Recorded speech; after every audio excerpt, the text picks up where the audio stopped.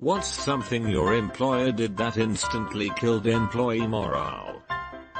I work in a big corporate building. The same older lady came by everyone's desk towards the end of the day to collect the trash. Just the sweetest lady ever, and every time she'd walk to my desk she'd give me a big smile and ask me how my day was and chat for a minute as she got my trash. Usually I'd dump it in for her.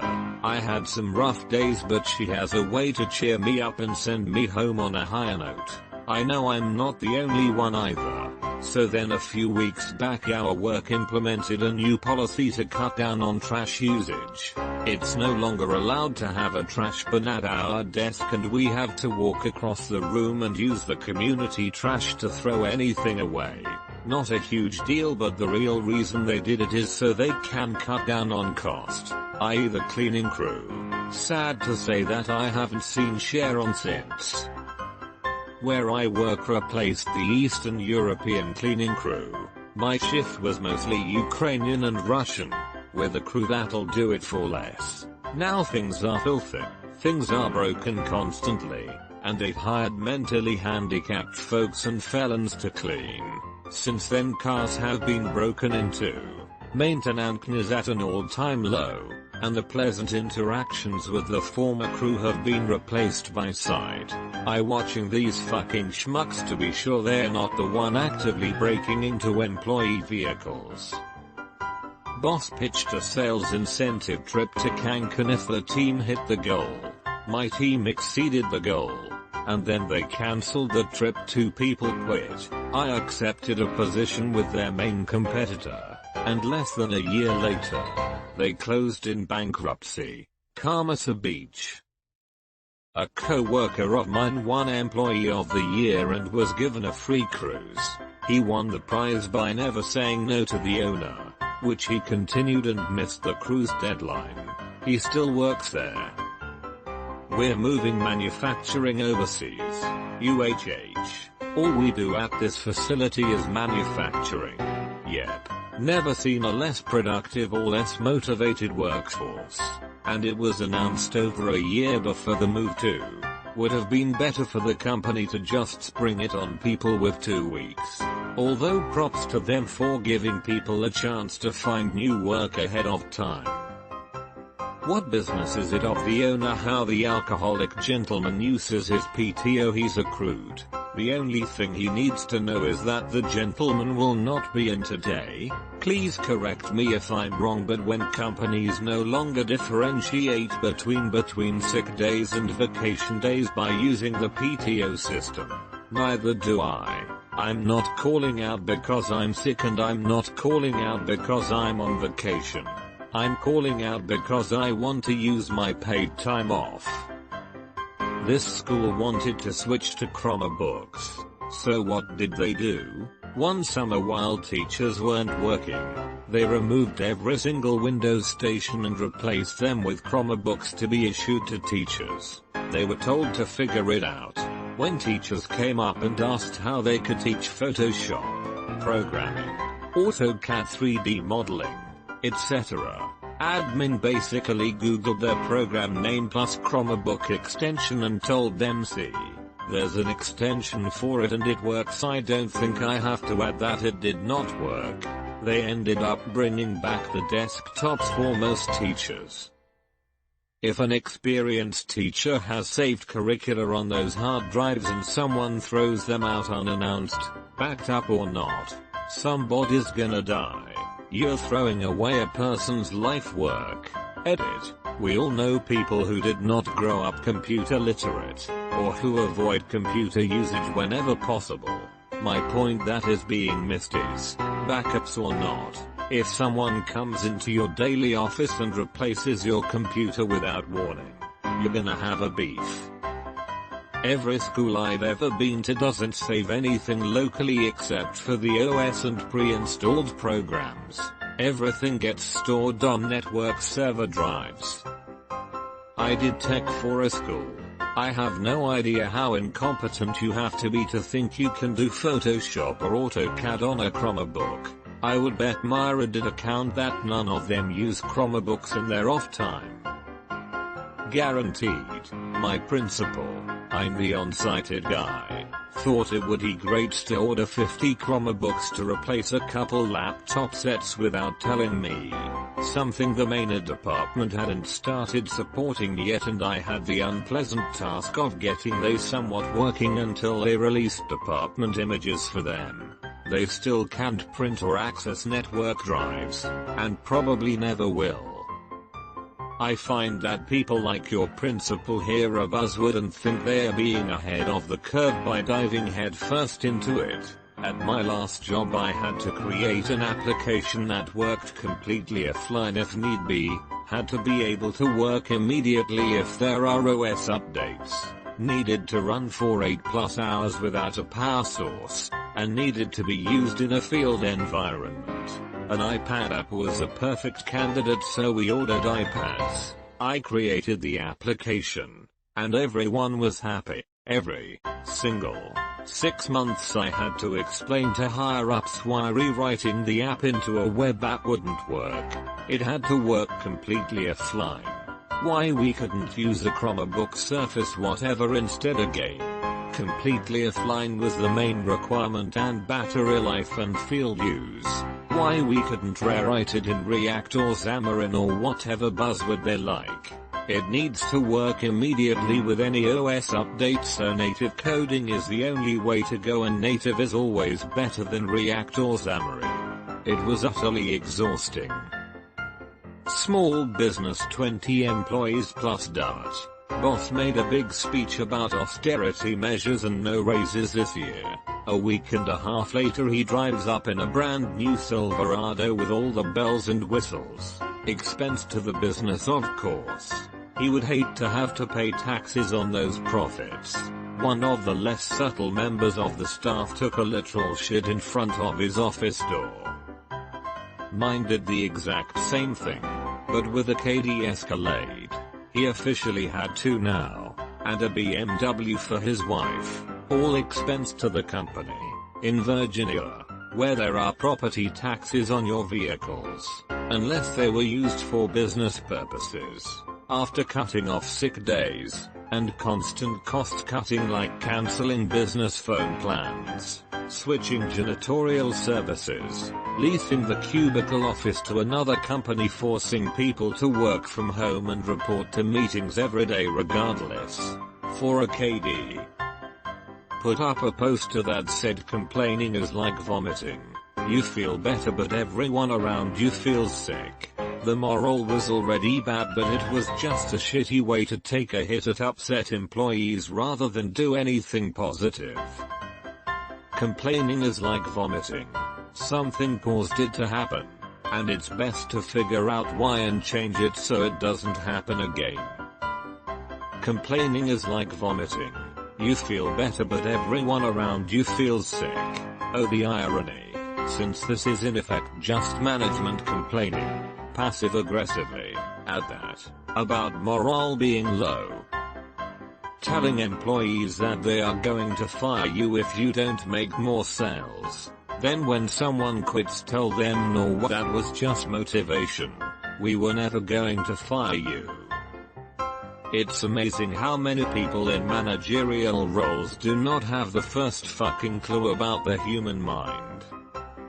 I was one of a large number of programmers working on a project at CSC.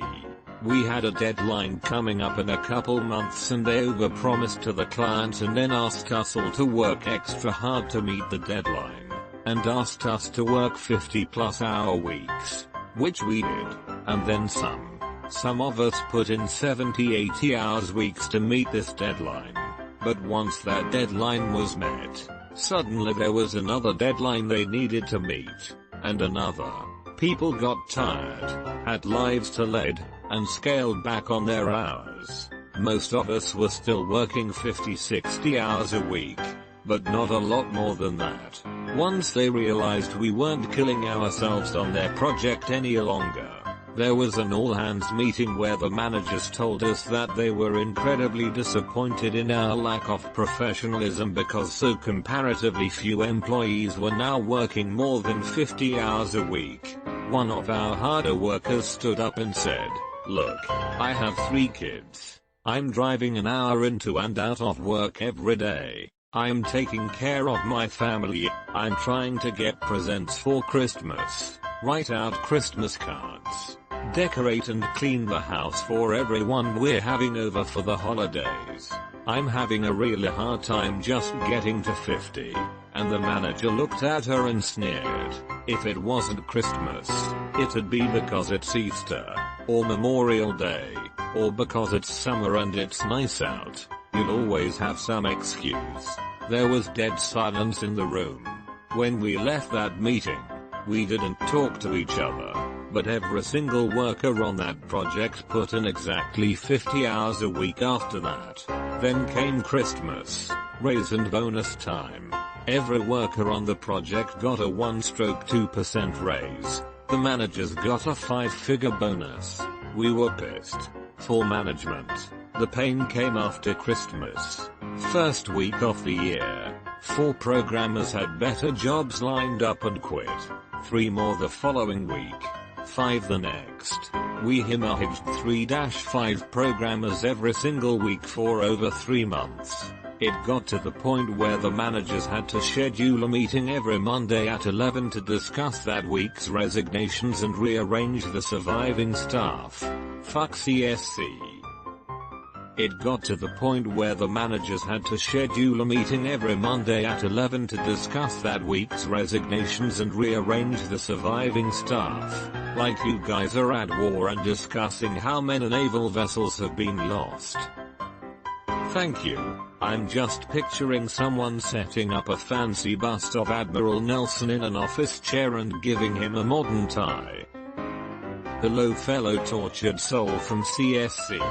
I was one of the unfortunate fucks who worked at the benefits call center. I was there for 3 years out of pure necessity after being laid off from my job as a junior sysadmin.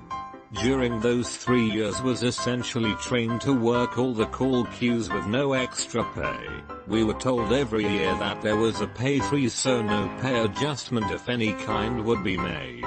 At the same time, the main floor manager, who was an incompetent buffoon who literally knew nothing and was such a moron that he could not even hop on the phone to help during spikes in call volume, received a 6-figure attention performance bonus every fucking year. After the company split, I ended up in the CSRA side doing everything I was doing before plus accounts payable work.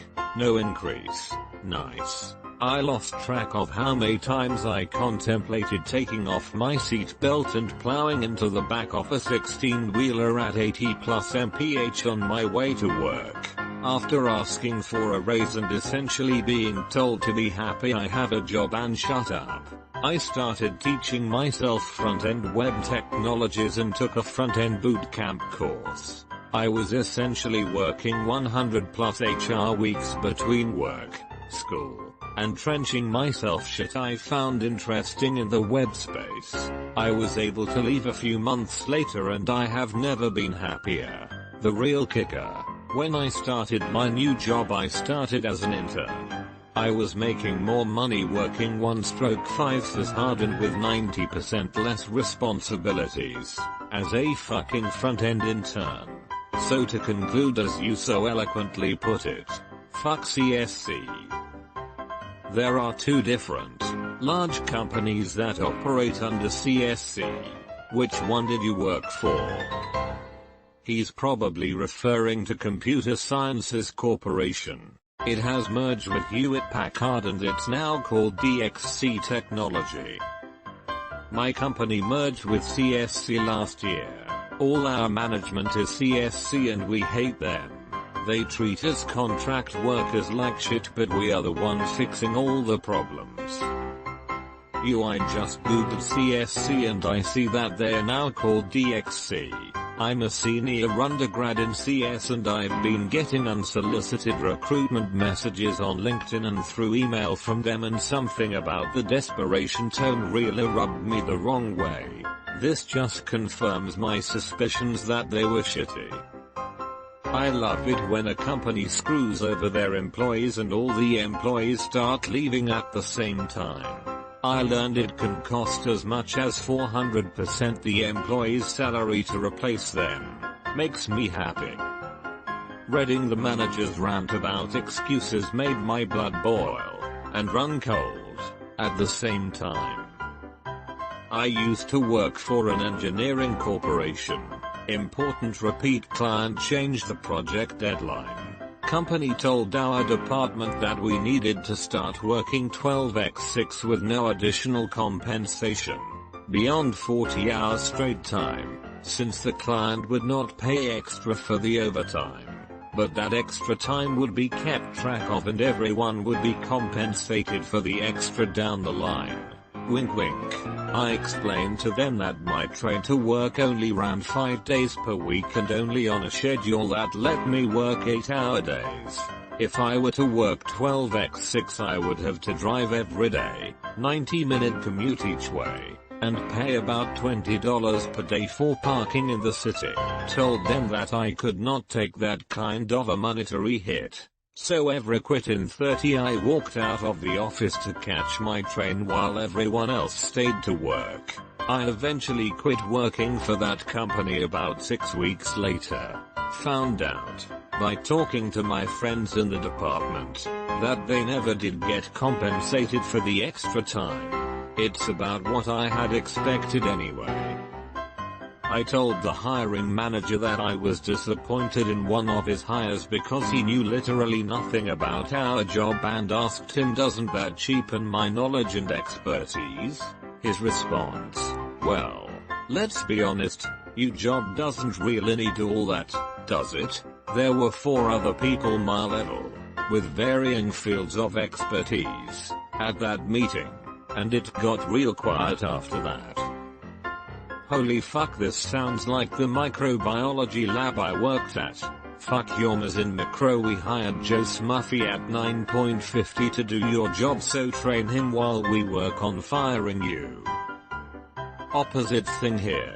They hired an outside girl with a microbiology degree for a job that doesn't require it, passing up a tech that was well liked and smart. Microbiology girl can't even get her shit done or communicate with others. Oh well, what you gonna do? Edit to say, they specifically cited her degree as the major hiring point. I once had a retail manager who sent out a memo that we worked so hard and did such a great job this month that she gets a bonus. That went over like a lead balloon. Worked in a deli years ago and the manager promised us a no-holds-barred BBQ at his place if he got his bonus for the deli performing well. He got his bonus and, surprise surprise, we got nothing. Apparently the wife wanted the bonus for their kids' private school fees. Doug, you suck. Dumb move, Doug. Now your employees won't piss on you if you came running by with your mustache on fire. Comment repost. I went through the same kind of bullshit. I, along with 9 other co-workers, did a Kaizen project where we cut customer complaints from over 100/month to single digits due to streamlining our process. The plant manager sent out a company-wide email essentially taking credit for the whole thing. He noted how he put together this team and under his direct supervision he got the project done without even mentioning our names. That pissed all of us off until the continuous improvement manager sent a reply thanking all of us in a big fuck you to the plant manager. I was just happy that the CI manager was a no bullshit guy. I left that job a few months after we completed it and still use it on my resume. I'm a retail manager but I don't get bonuses. But my boss, district manager, does. She mentions her bonus quite frequently, especially when it comes close to the end of the quarter. I just smile and nod as if I'd give a fuck. One quarter, my store didn't hit a certain quota and she lost on her bonus. I didn't hear the end of it. They banned phones, electronics, puzzles, books, etc. from being used at your desk. I work at a call center. We were expected to just sit and wait for the next call to come in distraction free, even if it was a super slow day. As someone who has worked at a few call centers, are they nuts? That work can be mind-numbing. You need something in your hands while you repeat the same instruction for the 400th time. More than a few call-ended deal with customers' information, like social security numbers. It's largely to be PCI compliant and to prevent frauds, but not allowing stuff like small hand puzzles or the like. Ouch. They banned phones at my work contact center, and any device with a camera as I work in government with public info. I now set up a Nintendo Switch and drag Mario Kart or Zelda between calls as there is no camera, no way to connect a browser and no voice recording. I'd call it a bit of malicious compliance in a way. This has gotten me through a lot of tough nights doing third shift. None of the contact center managers have worked a night shift in their lives and have no idea the mental fatigue of just sitting there. I used to do traffic control and was working a 24-hour site, 6 p.m. to 6 a.m. shift 6 nights a week. Our site was basically a 3-exit roundabout, next to a hospital, but not the emergency side. Essentially, from 10 p.m. to 4 a.m. there was zero traffic. Our main requirement was literally to just stay awake. We would bring camping chairs and set them up in the middle of the roundabout and talk to keep each other awake. No phones allowed either on the off chance an inspector might drive past. I can't remember the exact figure, but the fine for being caught using a mobile phone whilst working as a traffic controller was pretty high. One of the guys I worked with was a shameless Bible basher as well. Couldn't have a conversation without it turning into being about Jesus in one sentence or less. He kept bringing me Bibles and hiding them in my car to turn me from my wicked ways. I cleaned my car out once and found 15 Bibles hidden about. Worst job ever. Most days, the people taking over for you for the day shift would be late. You'd be standing there an extra hour or two, baking in the sun, thinking about how many hours sleep you might get that day before you have to come back at 6 to do it all again. Screw that. If they showed up late, I'd show up the same lateness they did the next day. They miss a couple dinners picking kids up and they'll never be late again. I was young and naive enough to think that if I just kept doing the right thing, everyone else would too.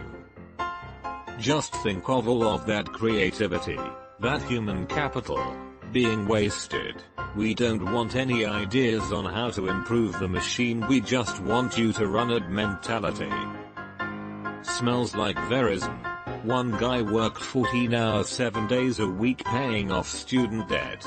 He left when they took his Rubik's Cubes. It took 3 techs to replace him fully. Due to our insane 90% attrition in 90 days, it meant training an entire classroom of people for 3 weeks. My call center job was pretty much like that. We weren't allowed to have pens paper, despite the fact that they would give us papers with new policies and stuff all the time.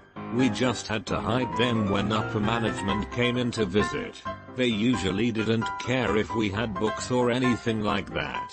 But again, everything had to be hidden on certain days. Books, the calendars they gave us, family photos, everything.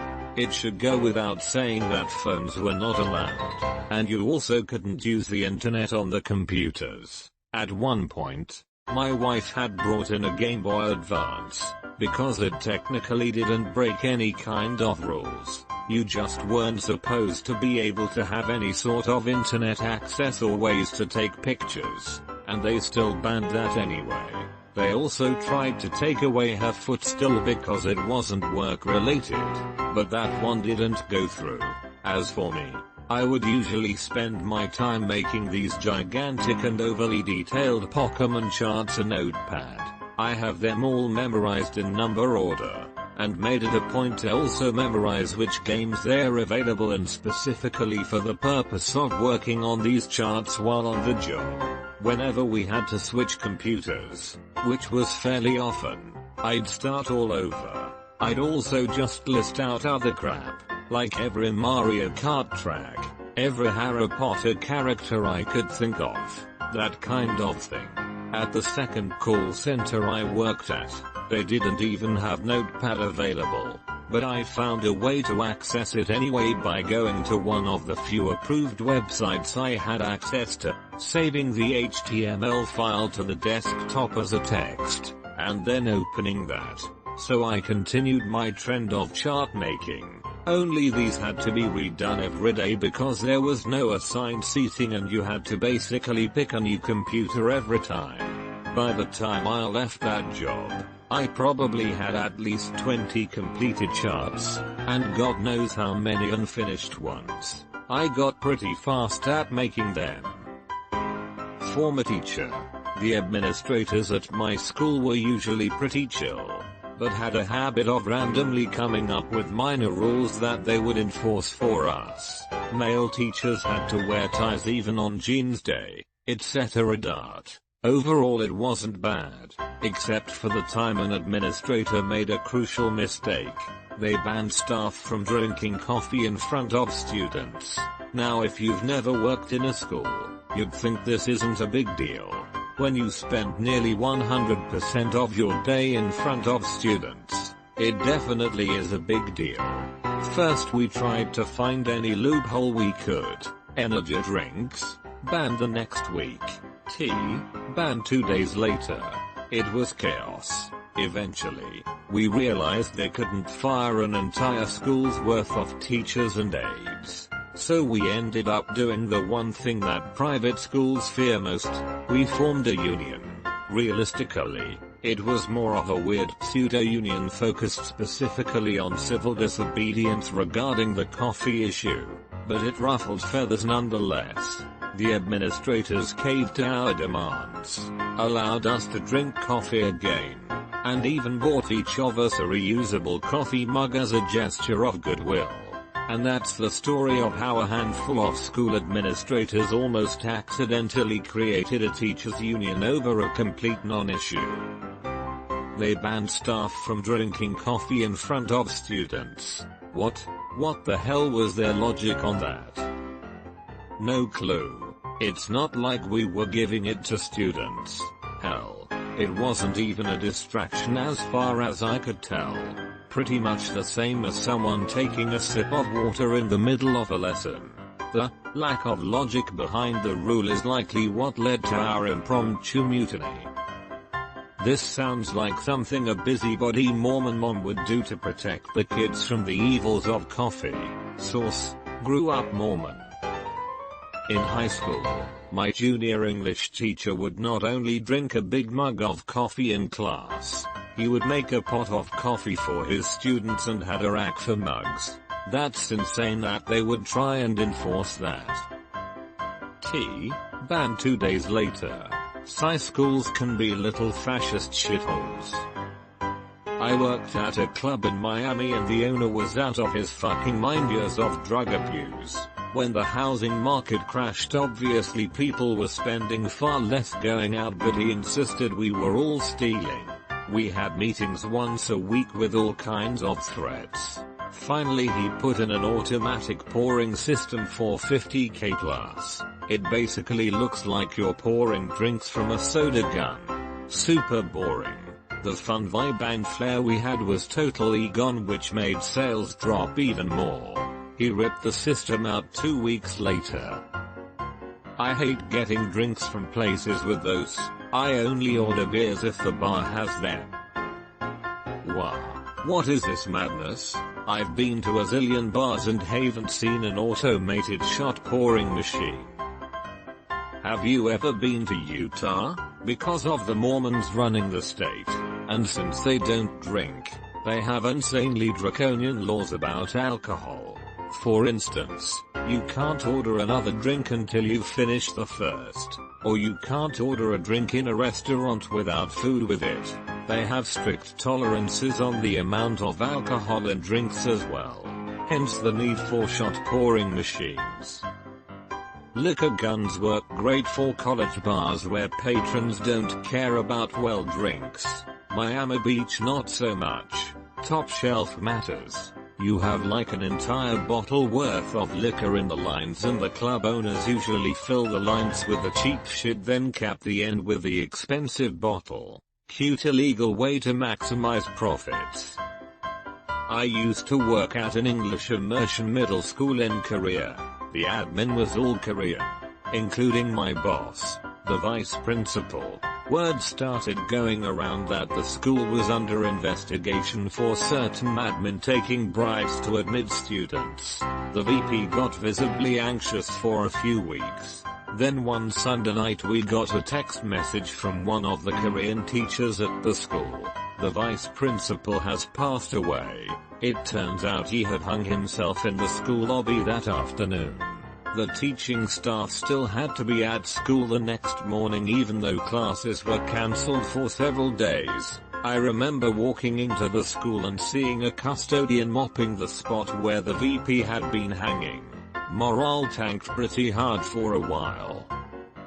I am teaching English in Korea. The school system here is no joke. Everything is messed up. Everything. Luckily I'm at somewhat of an alternative Hagwon so it's a bit better here. Told a bunch of people they were going to be promoted to get us to do extra work. No one got promoted. I basically did her job for a month. Me and 3 of my co-workers quit and she got fired a few months later. My job has been doing that to people including me. They pass people over for promotions then say but if you do all this extra stuff it'll look good for the next one. Meanwhile managers promote their friends basically. That is shitty. But in my case we were directly told that we were getting a promotion and we just never actually got it. Had a boss everyone loved. Then she got transferred to another store and the new guy that replaced her decided the schedule that we'd all gotten used to needed to be shaken up. He posted the next week's schedule that was completely different than it had been under the previous manager.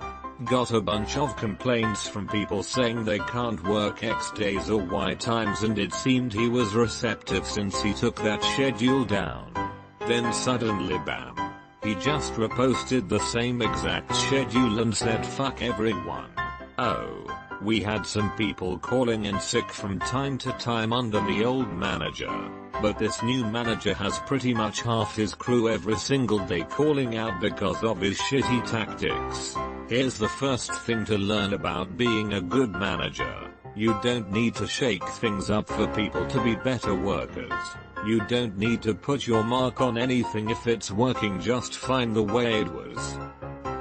A grocery store I worked at for just about 4 weeks or so in 2000 did that. The manager, who primarily employed high school seniors like myself, would state your employer is your #1 priority. You work for them, not the other way around.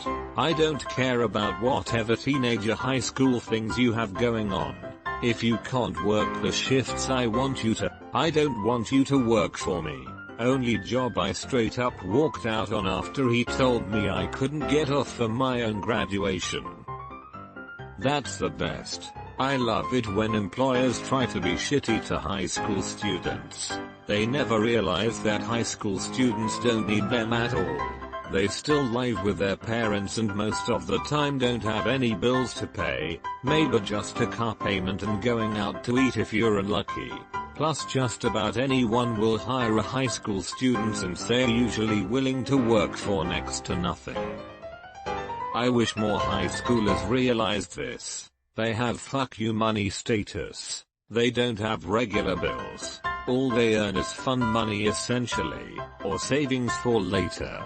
They can leave anytime they want, and should if they feel they're being abused. It's so empowering to realize this.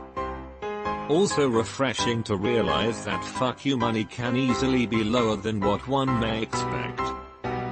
Walked out of my grocery store job in high school because the idiot front-end manager didn't understand that yes, I had summer school and yes, I actually had to attend the classes when they were offered, and no, $6.50 per hour wasn't going to entice me to wreck my carefully crafted graduation with a ton of AP credits plan.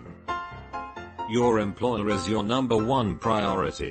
Literally would not have been able to stop laughing at him at that point. No shitty high school job is more important than my school stuff. Sorry buddy.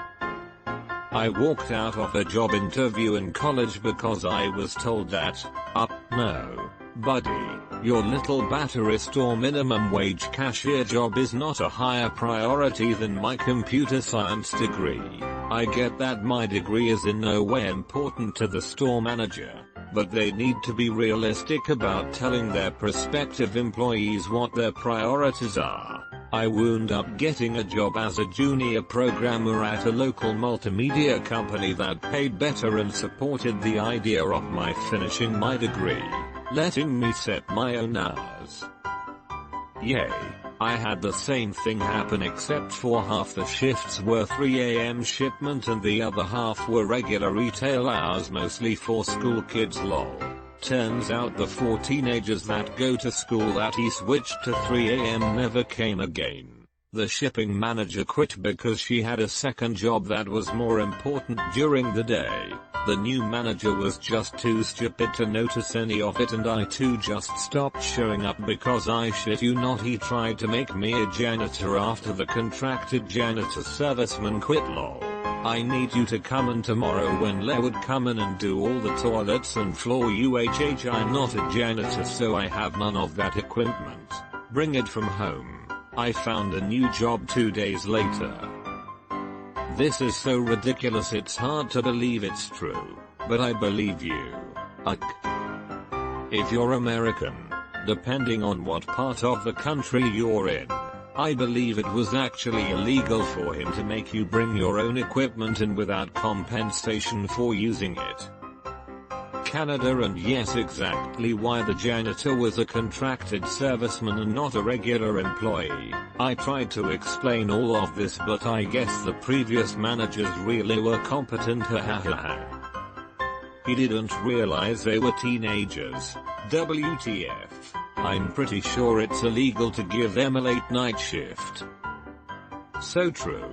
The idiotic pee in the corner and make this place mine is an enormous red flag. It's like the shitty boss calling card. I have 2. Company 1. Cancelled the Christmas party and Christmas bonuses for the whole company because we didn't have the money for it. I found out later the CEO and the CTO used company funds to take a week-long ski vacation in Whistler instead of doing something nice for the employees. You better believe I spread that evidence around the office. Company 2. It's not one specific incident, but my current company in the last couple years switched from guaranteed permanent employment for anyone who worked there long enough to a system of permanent contract labor for a huge section of their workforce. Rumblings of unionization have started amongst the contract workers. I can do you worse. Company consisted of something like 1,200 employees at the time, and rented out a big conference center for a Christmas party. At the opening of the party, the CFO was giving opening remarks, and asked, expecting cheers, if everyone liked their Christmas bonuses. He got booed. Of that 1,200 people, a bit over 1,000 were in customer service. No one in customer service got bonuses. Only people in the corporate departments got bonuses. And our awesome CFO decided to rub everyone's noses in it, because clearly the chief financial officer of a company would have no idea that 80% plus of his company didn't get bonuses. At the same party, the CEO made an announcement that the company would be closed on Friday. Christmas that year was on a Thursday, and everyone got a day off.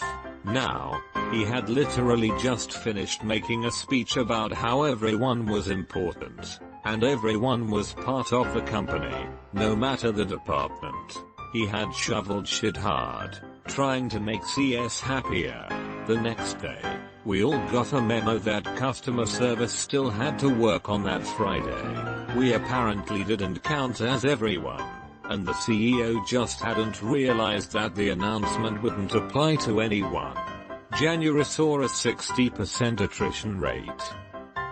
All these bonus comments just reminded me, my second year in my first job in my career. We were told in March that our yearly bonus met 90% of metrics. This meant our bonus maximum was 10% of yearly salary.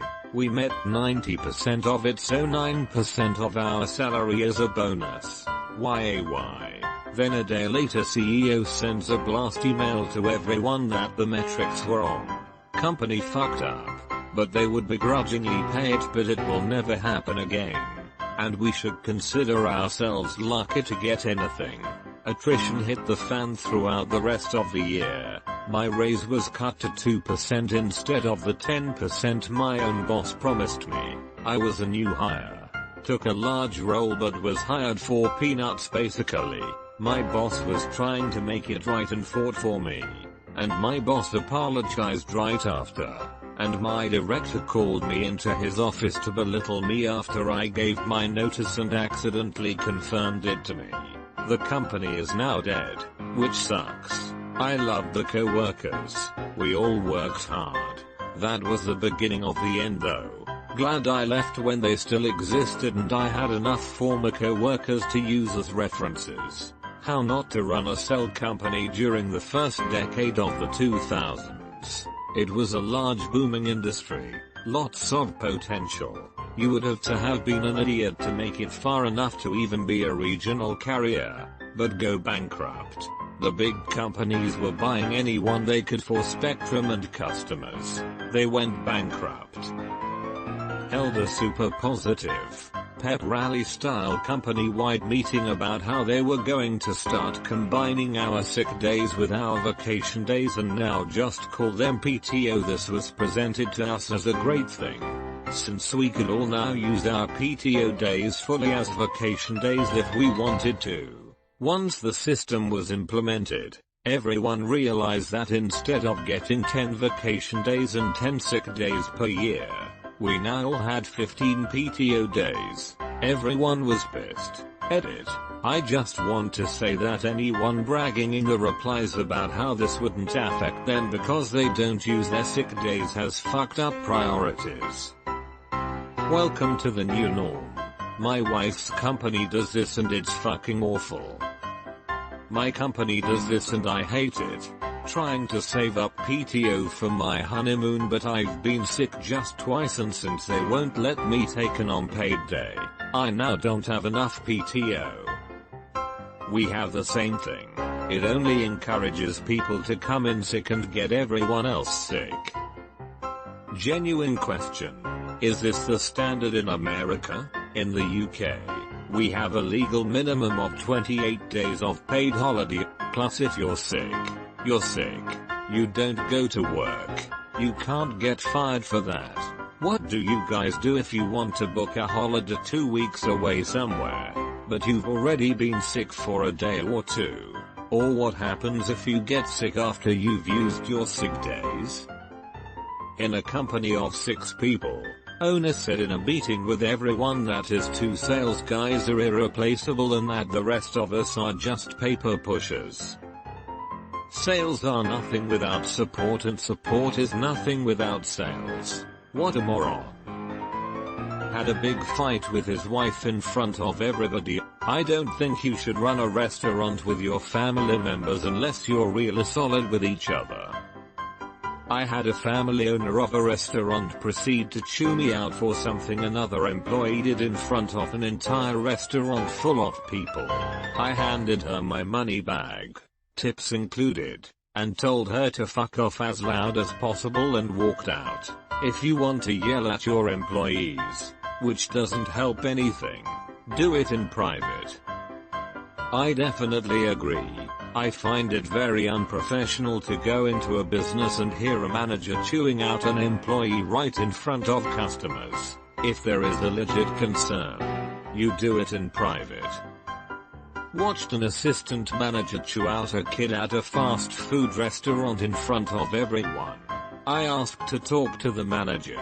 Assistant asked what was up. I said I wanted to talk to the manager. He came out to our table. I explained I had no idea what it was about or if the kid had truly screwed up, but that you don't do that in front of customers or other employees. Manager thanked me, and as he walked back, he gestured for the assistant to follow him. I hope that guy got his ass chewed. When I worked for Outback, the GM had a real hate boner for me for reasons that are still undecided. They kept track percentages of tables that got drinks, apps, desserts, and being that this was a part-time job for me, while my main career is in sales, I did fairly well and was usually ranked one of the better servers in this regard. She made it a point of skipping over my name when giving accolades, would yell at me for side work being done that wasn't my responsibility, and even told a guest that asked for her specifically to say what a great time I had given his family that he's not even that great. Don't worry about it. What was the last straw is when she yelled at me for being late and needing to miss 2 days during the weekend in front of the entire staff. I had been in a near-fatal car accident. I laughed in her face as I deserted her before the dinner rush that Sunday and heard her yelling obscenities as I walked out the door. Evidently she was let go a month or so after I left. Bitch. At an airplane factory, manager started rationing gloves, hairnets, masks, and trash bags at the same time we had to go on a 12x6 work week. Like that was gonna make up for the increase in labor. I used to work in healthcare and, as a student, in different production plants where you needed gloves because everything was hot or dirty or because everything had to be very clean. When I started a new job in any of these fields, I swear you could get a good estimate of productivity and job satisfaction as soon as you saw how the glove situation was handled. If you cut costs by going cheap on that kind of protective gear, you don't care for your employees, and they know that. The glove situation. I worked at a new car dealership for a few years as a technician. The first year and a half I was there we were allowed 1 box of gloves per month. Penny pinching, number fudging manager was let go. Manager that had actually turned wrenches in the past gets hired and immediately tells us to get gloves when we need them because he wants 0 complaints about interiors getting dirty while in the shop. Of course he didn't last and we got a manager that said to me, pack your shit and get the fuck out. Not fired apparently, but I was already 1 foot out the door. We went from a shop with no tech turnover to all but 3 people leaving. I just started at a new place and they require you to buy your own gloves from them. That plus them refusing to pay me for a lot of the diag work after they say they will makes me question if I should stay. Literally today an advisor asked me Diago complained that the lube guys who had it in for a basic inspection couldn't pin down. No issue. I pull the car into the shop, and after about 30 minutes of poking around I found the source of the issue. I got a price on parts to fix it and took it up to the advisor. He promptly explained that I wouldn't be getting paid for the diag because it really just fell under a base inspection, which they for whatever also don't pay anything for. Yay for not getting paid for work. Fuck that. Hooking up and pulling codes is billable AF. Throw that 0.5 on the sheet. Yeah, after that incident I started just telling the advisor that I verified the concern and refused to say or do anything more until I personally watched them add the time into the ticket on the confuser. I work in a corporate restaurant setting known for its employee satisfaction. We're urged to go through at least 1 box of gloves per shift, per person.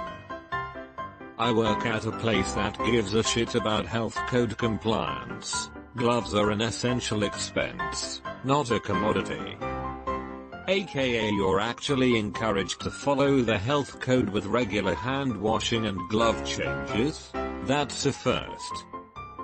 They got rid of their night cleaning crew the week after I started, and we had to learn how to clean the whole department on our own before close. I work in a meat department, so this meant taking apart and cleaning 2 meat grinders and a bandsaw that were covered with meat goop. Almost the whole department quit because of this, but I stuck around and got the hang of it. After about 3 months though, they hired the cleaning crew back. Now closing is a breeze. Edit. Yes, I'm aware most meat departments don't have a cleaning crew. Fuck man. I worked in a butcher shop in college, and cleaning those meat grinders is no joke. The grinder itself is a 2 feet long corkscrew that has to weigh 25 pounds. Oh, and it's razor sharp and covered in soapy water and beef tallow. Oh man. Same here. I was the cleaning boy after school for the local butchers. First day showing me how to clean the machines, they told stories of how everyone has been injured in the past to teach you what to look out for, but don't stress, one will get you eventually. Shudder. Yeah, don't stick your hand down there. Always use the mallet to shove the meat in. A towel accidentally got sucked in one time. The machine was shut off quickly to prevent serious damage, but man, that towel was shredded. It gives me nightmares thinking of what happens to people's hands who accidentally get stuck. I mean, it's for grinding meat, right? I have a pretty good idea of what would happen if you stuck a hand in there, actually. Nah, your hand is completely ruined by time it makes it to the grinder part. It's the screw that gets you first. Fry's Electronics did something similar to this years ago. The floor people were expected to clean restrooms and whatnot at the end of what was more often than not a miserable day to begin with. I went to work for a company that I had wanted to work at for 4 years. I had friends who worked there. They were growing and profitable, and they had lots of fun events and great perks. A real startup type environment. When they finally hired me, the company had just started in on the fringes of losing money. The monthly lunches became monthly snacks, became quarterly snacks. The appreciation for service awards dropped all of the prize money. They used to give $100 gift card per year worked. Management started being crankier and more stressed out. Budgets shrunk. But all of that was okay with me. I still believed in the company and its leadership, and I know that businesses have good years and bad years. Then they did the one thing that sent every talented and sought after employee heading for the door. They killed bonuses. Not company performance bonuses. Personal performance bonuses. When I was hired, 10% of my pay was negotiated to be based on personal performance. They changed it so that all bonuses were only based on the company hitting its financial targets, which they didn't. They didn't even announce it company-wide or have an all-hands meeting. They made each manager tell their headcounts during our annual quarterly reviews. I was told by my manager that he didn't work for or expect the bonus. That's why it's called a bonus. So I said goodbye to my 10% pay cut and allotted a 25% raise somewhere else. TLDR, they gave everyone a 10% pay cut.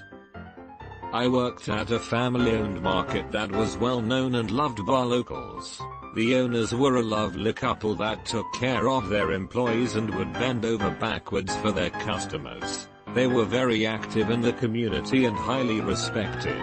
They had a few core employees and would hire on temp staff during the summer and holidays. The temps were mostly high schoolers and college kids that were home on break. They would bring back the same people as long as they could, and the kids would try to stay as long as they could. The pay was well above market for those positions. We could shop the and get a 75% discount. After 6 months you got 2 weeks paid vacation. and the owners would close the store a couple days a year and host a party for all of the employees. It was the best job any high schooler in the area could get. I lived right next to the store and my parents were friends with the owners, so I was given a job there. All my friends were jealous. After working there for a few years, the couple decided they wanted to retire to spend time with their daughter and her children in another state. Many tears were shed and they had a huge retirement party where they introduced their son to everyone and told us he was taking over. They gushed about his prestigious business education and background. As soon as they were gone, the son decided he was going to remake the store in his image. He fired basically all the staff, most of whom that had been there for 10 to 15 plus years. He then staffed the whole place with homeschool kids and junkies. He cut the discounts and vacations. He hired some old high school friends to manage the place so he could take the profits to go party and get coked out. The shop went from having the same staff for years to having to retrain an entirely new staff every other month. No one wanted to stay. Managers were reporting perfectly good product as damaged and taking it home. Shelves sat empty. Locals stopped shopping there. The place became a corpse of what it had been. The original owners had enough of their friends complain to them about their son that they came back for a short time and tried to make it right. But it was too late. Their original staff had all moved on and vendors had stopped doing business with the store.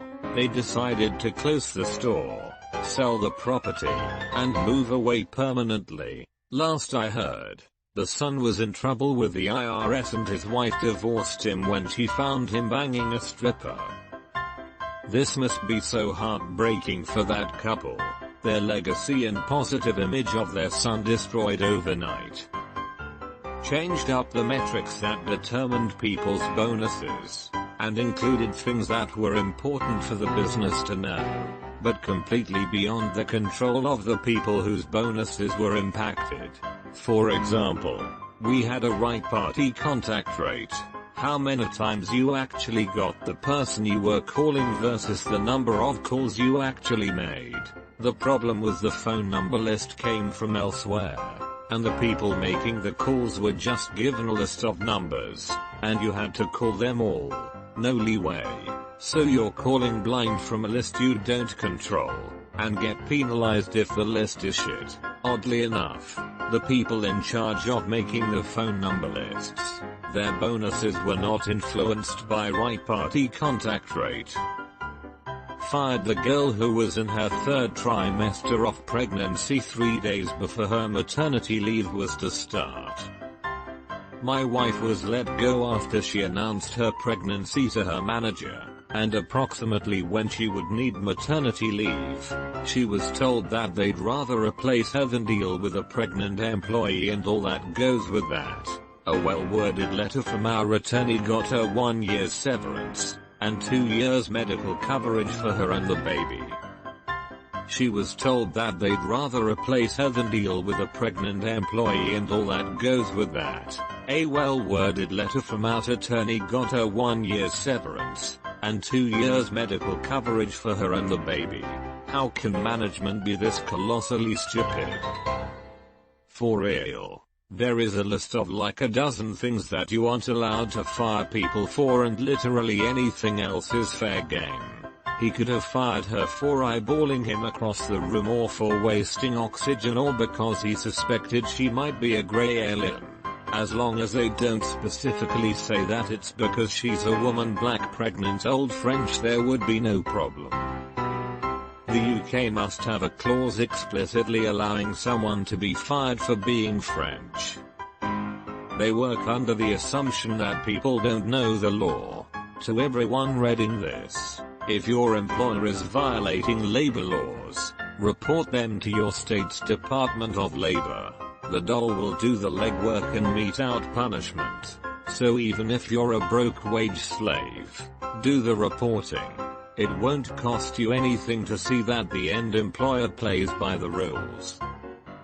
This happened when I worked at a Burger King a few years ago. My co-worker was 18 and 8 months pregnant. Look, she was only 18. Pregnant and worked at Burger King. Shit was already going hard enough for her, but BK decided to fuck it up more. She was a good worker, but when she hit the 8-month mark, the store manager told her to only work front counter and sit down during slow times so she wouldn't basically work herself into labor. The regional manager, basically our boss's boss, had a wife who worked in the store as a crew member. How was this legal? I don't know, but she would basically snitch on us to her husband. One day, his wife saw her sitting down and asked why she wasn't working. She explained that the store manager instructed her to do that. The next day, regional manager comes in and fires her on the spot. 2 weeks before her maternity leave began. Unpaid of course, and also 3 weeks before fucking Christmas. We all know why she was really fired, and everyone completely stopped talking to the wife during our shifts. I and about half of the rest of the store quit within a month. Started firing people by lining 2 up at a time and seeing which one they prefer to keep on. Didn't matter if you were there for 20 years or 2. Also hiring management from outside and not promoting within, which means the new managers have no knowledge of anything that company does in terms of ethics, procedures, or employee status. It has turned this clique type environment into every person for themselves. Very toxic. I got to train my new manager, so I'm good enough to train him for the job, but I'm not good enough to get the job. That's the day the overachiever in me died. Had a worker that worked herself silly for the job. Really loved the venue, loved the clients, loved the work, so she would work after clocking off, take work home, go in on weekends. Really just go above and beyond always. We always got incredible feedback from clients and suppliers about her. In our contract it says we're entitled to a 5k raise after being employed for 3 years. At our yearly renewal, having been there for 3.5 years, she asked for the raise. She was flat out told there was no room in the budget. She could have taken them to Fair Work Commission, but instead she just started looking for jobs. She left, got a great position in a great company and is loving it out. The guy they hired to replace her had a quarter of the experience, no love for the job, and his annual salary was 10k higher. Most of us have since left and the place is falling to shit. Casually said the best employee was X, and everyone, including X, knew that X was among those who did the least amount of work. Edit. X was the most friendly to the boss, always coming in to say hi, do you need anything? X probably made the least mistakes. You can't do things wrong if you do nothing. The Jim Halpert. The best way to get ahead is to do mediocre work, half-heartedly. When I was active duty, I would tell my junior guys that the effect of the following. I don't ask 110% of you, because that both mathematically and physically impossible. I only ask for a little more than half-ass effort, or 3/4-ass effort at most. That is enough to succeed in military, and life in general, cause everyone is lazy and dumb. My father gave me similar advice. He told me to never give more than 80% because nobody will ever notice or reward you for your efforts, and that's all you need to do more than most people do. Save the last 20% of yourself for your family and hobbies, because your job probably doesn't care if you have energy to enjoy those. You give 100% for the first 2 months. They love you. Then you bump it down to 50% until a big deadline or something with high visibility comes along where you can crush it again and get recognition. Get promoted. Rinse and repeat. It's not rocket science. We were once in the middle of a very stressful period of work, and everyone was feeling it. However, one afternoon, An offhand comment turned into a conversation that we all got involved with and led to a few laughs. My manager, returning from a meeting, piped up, "Oh, we've finished tomorrow's work." "Have we? What's all this about?" Insert subject matter. Entire team instantly deflated. Unnecessary. Every employee needs time to blow off a little steam. Shit like that kills me. I was an engineering intern at a factory owned by a German company, but located in the US South. It happened to be the summer of the World Cup and as Germany were playing on like a Thursday, the factory had engineers, fabricators, and line workers. The engineers worked on long-term timelines, but the fabricators and the line workers had weekly quotas. In general, the line outperformed quota. They were based on orders and the line could outpace the orders if needed. So normally the line reached the weekly quota by sometime late Thursday or early Friday. The engineering interns brought up that we wanted to watch part of the game during our lunch break on the big projector in one of the conference rooms. The HR guy in charge of scheduling the room ran with the idea and ordered pizza for the entire factory to sit and watch the game. Thursday comes and the line is on pace to finish quota that afternoon, so had Friday to work extra cut off early. The whole factory staff shows up to watch the game, eat food, and relax for a bit. Morale is high as a bunch of East Tennessee folk are hooting and hollering over a soccer match of all things. Out of nowhere the plant manager strolls by and says, "I thought we were here to work." Room was empty in about 100 seconds. The interns were all pissed and hid in the warehouse watching the second half on one of our phones. Fuck that guy. Edit. It's not VW, BMW, or Mercedes. Some people have gotten close though. Edit 2. It's also not Bush, but some people in the comments have gotten it correct. I mean, on the one hand I understand that corporations want to treat people like robots and get the most work out of them at the smallest expense. But on the other hand, why don't they understand that happy workers makes for better productivity? I bet that day everyone's work was half-assed. Upper management seems to get this, but they are going to use cheap and creative ways to boost morale. They'll create a culture that won't pay or reduce productive time. Middle management is filled with undereducated, poorly socialized individuals with fiery demeanor. They also are hit with high demands by upper management but are too poorly educated in how to manage that they just try to whip employees into productivity. It's been demonstrated for over a century that happy workers are equally or more productive than overworked, unhappy workers. Our boss did this to us. Anytime anyone was having a personal conversation, she would come out of the office and say, "Don't we have work to do?" So we completely stopped talking to each other. After a couple days she comes out and says, "Why aren't you guys talking to each other anymore? I didn't mean you couldn't talk at all." Oh my god. I work in theater, where you're almost never getting paid as hard as you're working.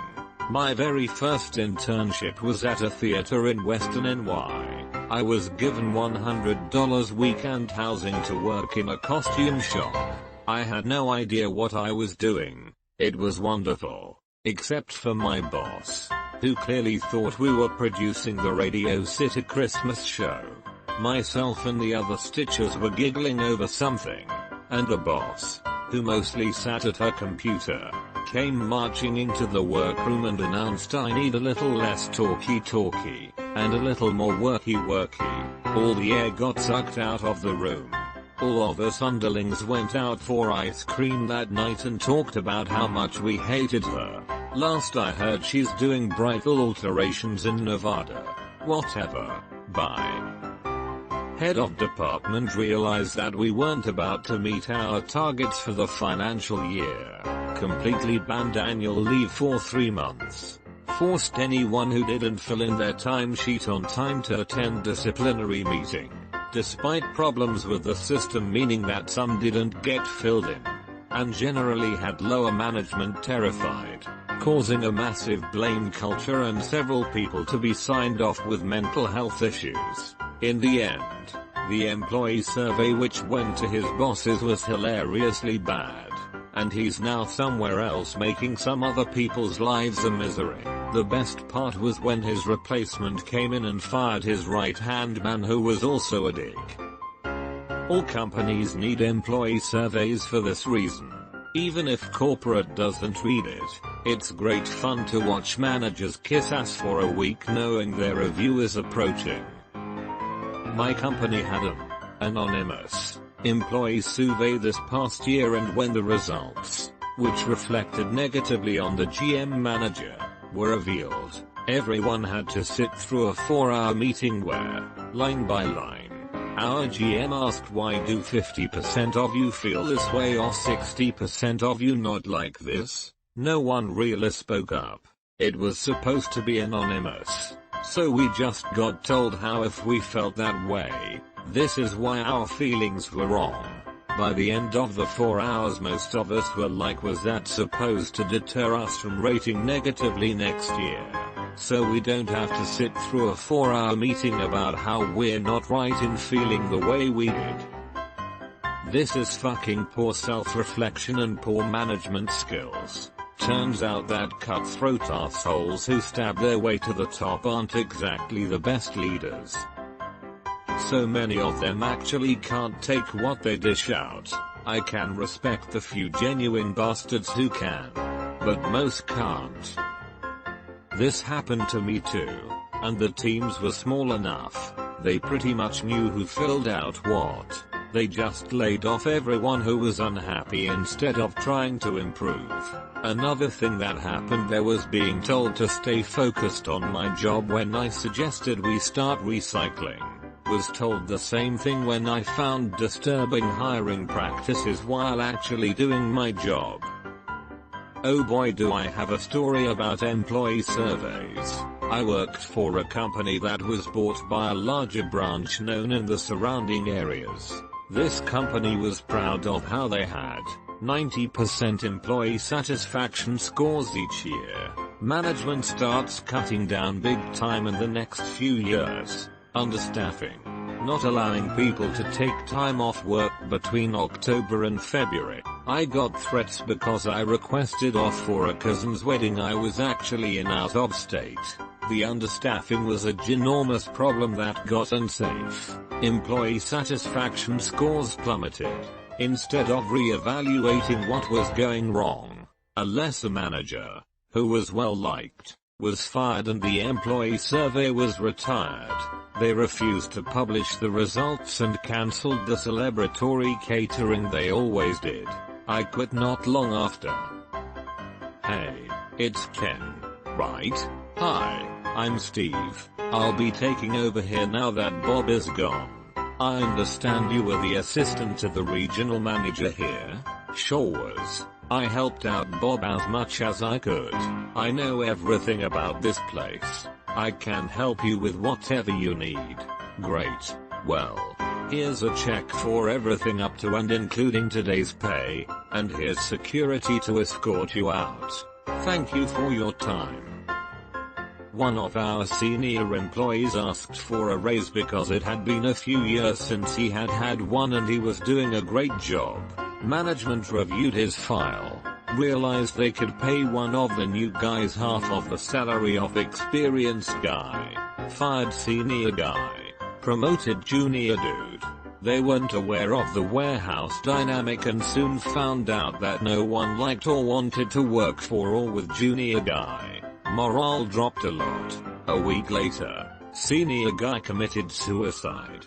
Once the warehouse was informed and invited to the funeral, morale really dropped and eventually junior guy became so ineffective trying to run the shop that he was fired and the next senior guy just kind of took over without management doing anything about it. Everything began to run as it had before. Senior guy was fired. Something similar happened to a friend's dad. He worked at a tech company for years and his work had always been satisfactory. One day a new manager comes in and notices that his pay rate is kinda high since he has been there for a while, so he requires my friend's dad to go to a performance review course thing. The day he completes it, he is fired for unsatisfactory performance without even having his results looked at. This kind of happened to me recently. New boss. Company with financial problems. Boss decides to eliminate my position.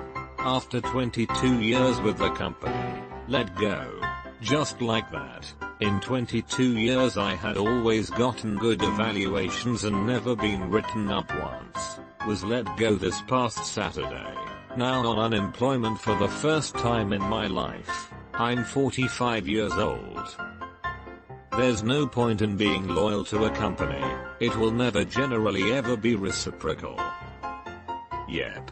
My dickhead of a boss at my last company never gave two shits about her employees. Once I left, it was the straw that broke the camel's back, and she now has to staff a new 12-person team to take care of an audit from an unnamed state government. If you're reading this, fuck you, Christy. I don't think I've ever heard of asking for a raise ending up with getting fired. What kind of manager does that? Just say no. Jeez. It wasn't quite the same situation, but this sort of decision was what ultimately tanked Circuit City. First, they canned their 3,000 top earning salespeople and justified it by claiming that they needed to cut costs and overhead. They saved something like $4 million doing this because now the people on the floor were earning much less money. But then their CFO decided to quit, and he had a contract that said he was to earn $signs for his tenure at the company. On top of that, they also decided to give him an additional bonus as a reward for all his hard work, of about $4 million. So yeah, they canned their top salespeople and gave the money to a departing executive. Needless to say, when this hit the news, at a time when outsourcing and layoffs were generating a lot of public anger, they basically lost almost all of their business, and folded a year later. In a very short span of time, they changed everyone's 401k plan for worse, and then implemented an office-wide cleanliness policy. No eating at your desk. Only 3 personal items on your desk. Everything labeled. No items other than your keyboard, mouse, and monitors on your desk at the end of the day. Talk about pissed off. You could feel the gloom when you walked in. Everyone's give a shit broke at once. My work just gave me a desk and they actively encouraged decoration and personalization. It's ridiculous your work would ask you to limit the space that only you have to deal with on a day-to-day basis. Letting employees personalize their shit is a free way to keep morale high. Nobody wants to feel like a drone in an endless maze of the same gray cubicles. We have frosted glass with our neighbors in the cubicles. I found out you can use packaging tape to make it see-through and had left funny notes for my neighbors at times and they did the same to me. Made the day more fun. Manager saw and made us take it down and got pissed at me for it. Management doesn't understand we're not all wanting to be drones and want to brighten up our days in our own way. Fuck that lady. A manager once explained it to me. Everything needs to be organized, labeled, and free of clutter. That way if you're replaced the next person can take over without missing a step. She was replaced the next day. The irony wasn't lost on me. Was her desk organized, labeled and free of clutter for her replacement? My work would give you a crappy generic old keyboard and mouse, and tell you to go buy whatever keyboard and mouse you like wherever you like. Get invoice for the firm and you'll be refunded in full. Only limitation was no fancy gaming stuff. Everything labeled. I should never be entrusted with a label maker. I will label all the things. If it wasn't an incredible waste of resources, I would have suggested labeling each individual sheet of paper as paper.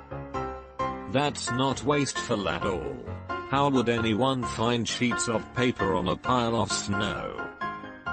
If I only had one personal item on my desk, I'd be pissed that I had to buy 2 more. Serious question. Does anyone know why management might do this? Like, just to make the office look slightly better? Does that contribute to anything? Because I just imagine it pissing me off and making me look for another job. I just can't figure out why some places do this. Large factory, not unionized. Each department clocks in at a different place. Mainly that department's break room.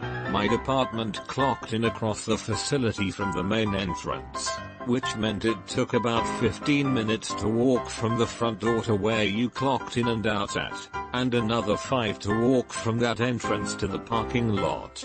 There was a side exit that we would use. However, that literally cut that walk down from 20 minutes to 3. Since our department was right next to the parking lot, management decided that all employees must enter and exit through the same door, which meant we had to walk all the way down to the main entrance and then back around to our cars. There was so much rebellion from the employees in our department that they had to bar the door shut with 2 X4s. Jokes on them. Even unionized employees can be a pain in the ass. We contacted the fire marshal, who upon seeing a fire exit barricaded, fined the company $8,000. We still were not allowed to enter through this door, but they stopped trying to stop us. Jesus, do you work at Auschwitz? Who barricades their own employees from exiting a door? Might as well be. I don't work there anymore, thankfully, but in the 2 years I worked there it felt like I was volunteering myself to go to jail for 12 hours a day. They wouldn't let us have phones in the facility, so lunch breaks were just silence staring at the TV that had MSNBC non-stop without audio. Many years ago when I worked for everyone's favorite big box store, Walmart, they tried to tell us employees who worked in the automotive department that we all had to use the main front door to enter/exit the building when going to work, leaving work, going out on break lunch, and returning from break lunch. The reason this was met with heavy opposition was because our department had a public door leading out into the automotive parking lot where we were all allowed to park. A certain distance away, of course, in order to leave the closer spots for customers, which is fine. I argued that when I was coming in to start my shift, I wasn't currently clocked in on company time, and I'd use any goddamn public door I wanted. Same for break and lunch. That's my time, and I'll use whatever door I want. Everyone else did this as well, so nothing ever happened. Company just sucked it up and fucked off. It just blows my mind that this sort of shit happens at so many places. What's so hard about just being decent employers and treating people with a bit of dignity? Shut up, you stupid peasant. You should be grateful we're letting you work here. Nearly every employer.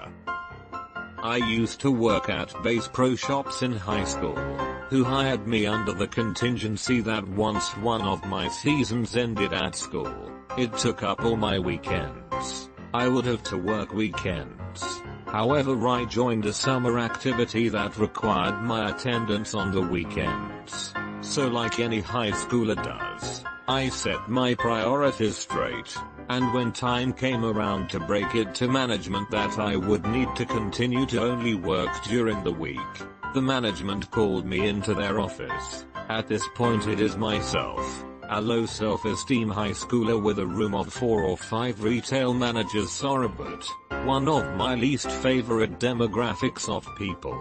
I was not pleased. They told me that I could not participate in my summer activity because they needed me to work weekends and I intended to prior to this activity coming up. So right there I grew some balls. Told them if they won't give me weekends off for the summer then I quit because this is a shitty part-time high school job that I will not even waste a single brain cell thinking or caring for in a couple months' time. The managers looked dumbfounded as that was the last thing they expected me to say, and followed up with an alright, we will keep your weekday schedule normal. TL. DR retail managers really do believe that you owe them everything just for a job. To cut costs, they started a policy that only certain departments had internet access. It basically started a class system that bred resentment across departments, and caused an exodus from the non-internet teams. The internet. I have heard tales told of this precious and rare commodity, but if you ask me they're just legends made up to pass the time and fill the children with awe and wonder. I worked for a concierge company owned and run by a crazy lady. We had contracts with buildings and she'd routinely lose the contracts by taking meetings with them and then acting crazy. She was actually banned from one of the buildings that we still had a contract with. Anyways, I worked at a building with about 4 other people. We were basically security guards checking in guests all day and we didn't make much money. After hiring this shitty employee who basically wouldn't do his job and instead surfed the internet right in front of the guests, rather than firing said shitty employee, they took away our internet access. This made employee performance worse as now everyone had to stare down at their cell phones, instead of straight ahead at the computer. Even I would occasionally get caught staring at my phone instead of the guest in front of me.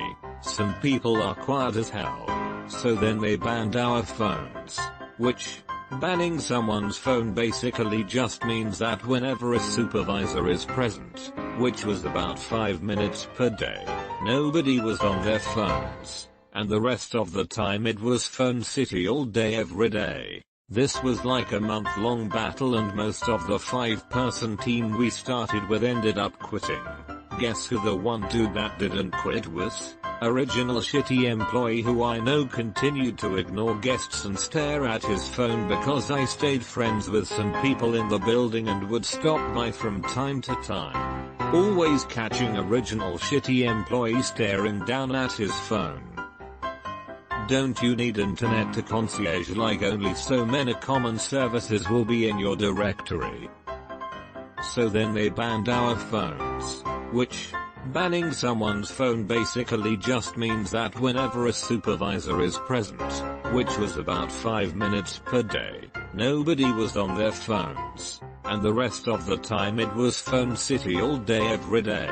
I'm in it, and at my last job I had a call center manager of like 5 people tell me she wanted to order and have me install a cell jammer to keep her employees off their phones. She had no idea they were super illegal and figured that since you can buy them online, they must be fine. 4 years I worked in a high stress, high turnover, low paying job doing caregiving for adults with developmental disabilities. These issues are typical in this field, and my company, like many, exploited salaried employees by expecting them to work 50-60 hours regularly and often more. I went months at a time working 70, 80, 90 hours weeks. I stayed through a lot of bullshit because I loved the folks I served. Last year, corporate required all managers to attend a mandatory training about caregiver fatigue. It made it worse for me to have language to describe the fatigue and burnout I'd been experiencing for years. Within the meeting, corporate acknowledged that they didn't pay us enough and that many employees we supervised were literally homeless, food insecure, or on the verge of it. But, increased pay is not on the table right now, so let's talk about other things we can do. They crowdsourced this exhausted group of salaried workers, who suggested things like starting a company food pantry, a company clothing drive, and compiling lists of shelters in the area. That meeting was so blood-boilingly infuriating to sit through that I made the decision that day it was time to finally get out. I worked my last day for that employer this summer. I'm still looking for a full-time job, and I'm trying to hold out for a company that values my work enough to pay me fairly. In an ideal world, this new company doesn't add insult to injury by mandating training about how to recognize telltale signs of being ready to snap. Hopefully, when I've had some time to recover, I'll be able to come up with some lasting ways to change things in the caregiving industry. These systemic problems will only compound themselves as the baby boomers continue to age. Removed COLA raises each year for all employees and implemented a raise when promoted or take on more responsibility model. However, promotions are very rare and raises are never approved. So everyone is losing money to inflation each year and they try to sell it as a big win for the employees. We aren't stupid people. And companies wonder why employees leave after 3 years. No one knows. It's a mystery, I think it would be funny to hand in your 2-week notice alongside with resume and cover letter for exactly the same position, with perks written in. 3-year experience in this exact position. Only request readjusted salary on the interview. Oh, and if asked why you left your previous job, my employer refused to adjust salary for inflation. I put in my 2 weeks notice at my workplace today. I asked for a raise and got told I couldn't be given one because I wasn't being given a promotion and it wasn't time for my yearly review yet. What you discussed is exactly what I'm considering doing. Employer, why did you apply here? Didn't you quit last week me? Yeah, it was a shame the store policy kept you from giving me a raise. Employer, right. So how much are you wanting me? My old wage plus a reasonable and fair raise. Afraid I'll eventually lose the one guy working under me. They made me a supervisor of one person. Then they told me after I accepted the minimal supervisor position that his salary is capped. He is no longer allowed to have raises.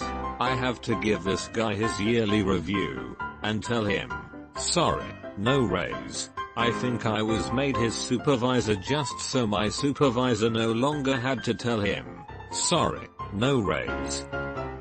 You should tell that guy he's capped. Letting him think a raise is possible when there's absolutely no chance is a gigantic dick move from your company. I bet at the yearly review they say, oh well, you haven't been promoted yet so no raise.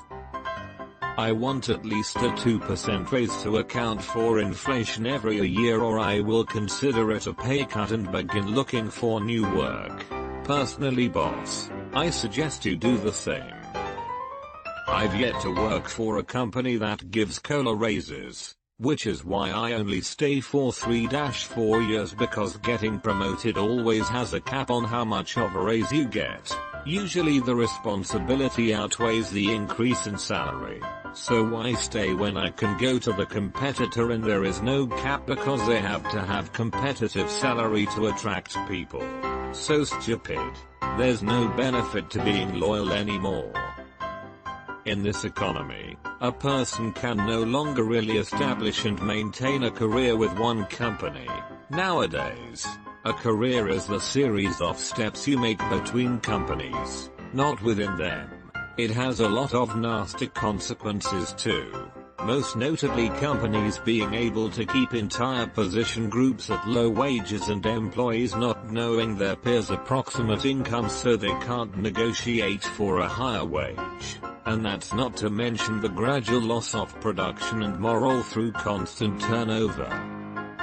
Yes, this is important for people to realize. We were literally taught in my MBA career classes that the way to get ahead was to switch jobs often and build a portfolio career. Average tenure now is only 3.5 years, and on average people get a 20% raise every time they switch jobs. I always ask for 20% higher than my last job when I switch. My boss is looking to retire in the next 3-4 years.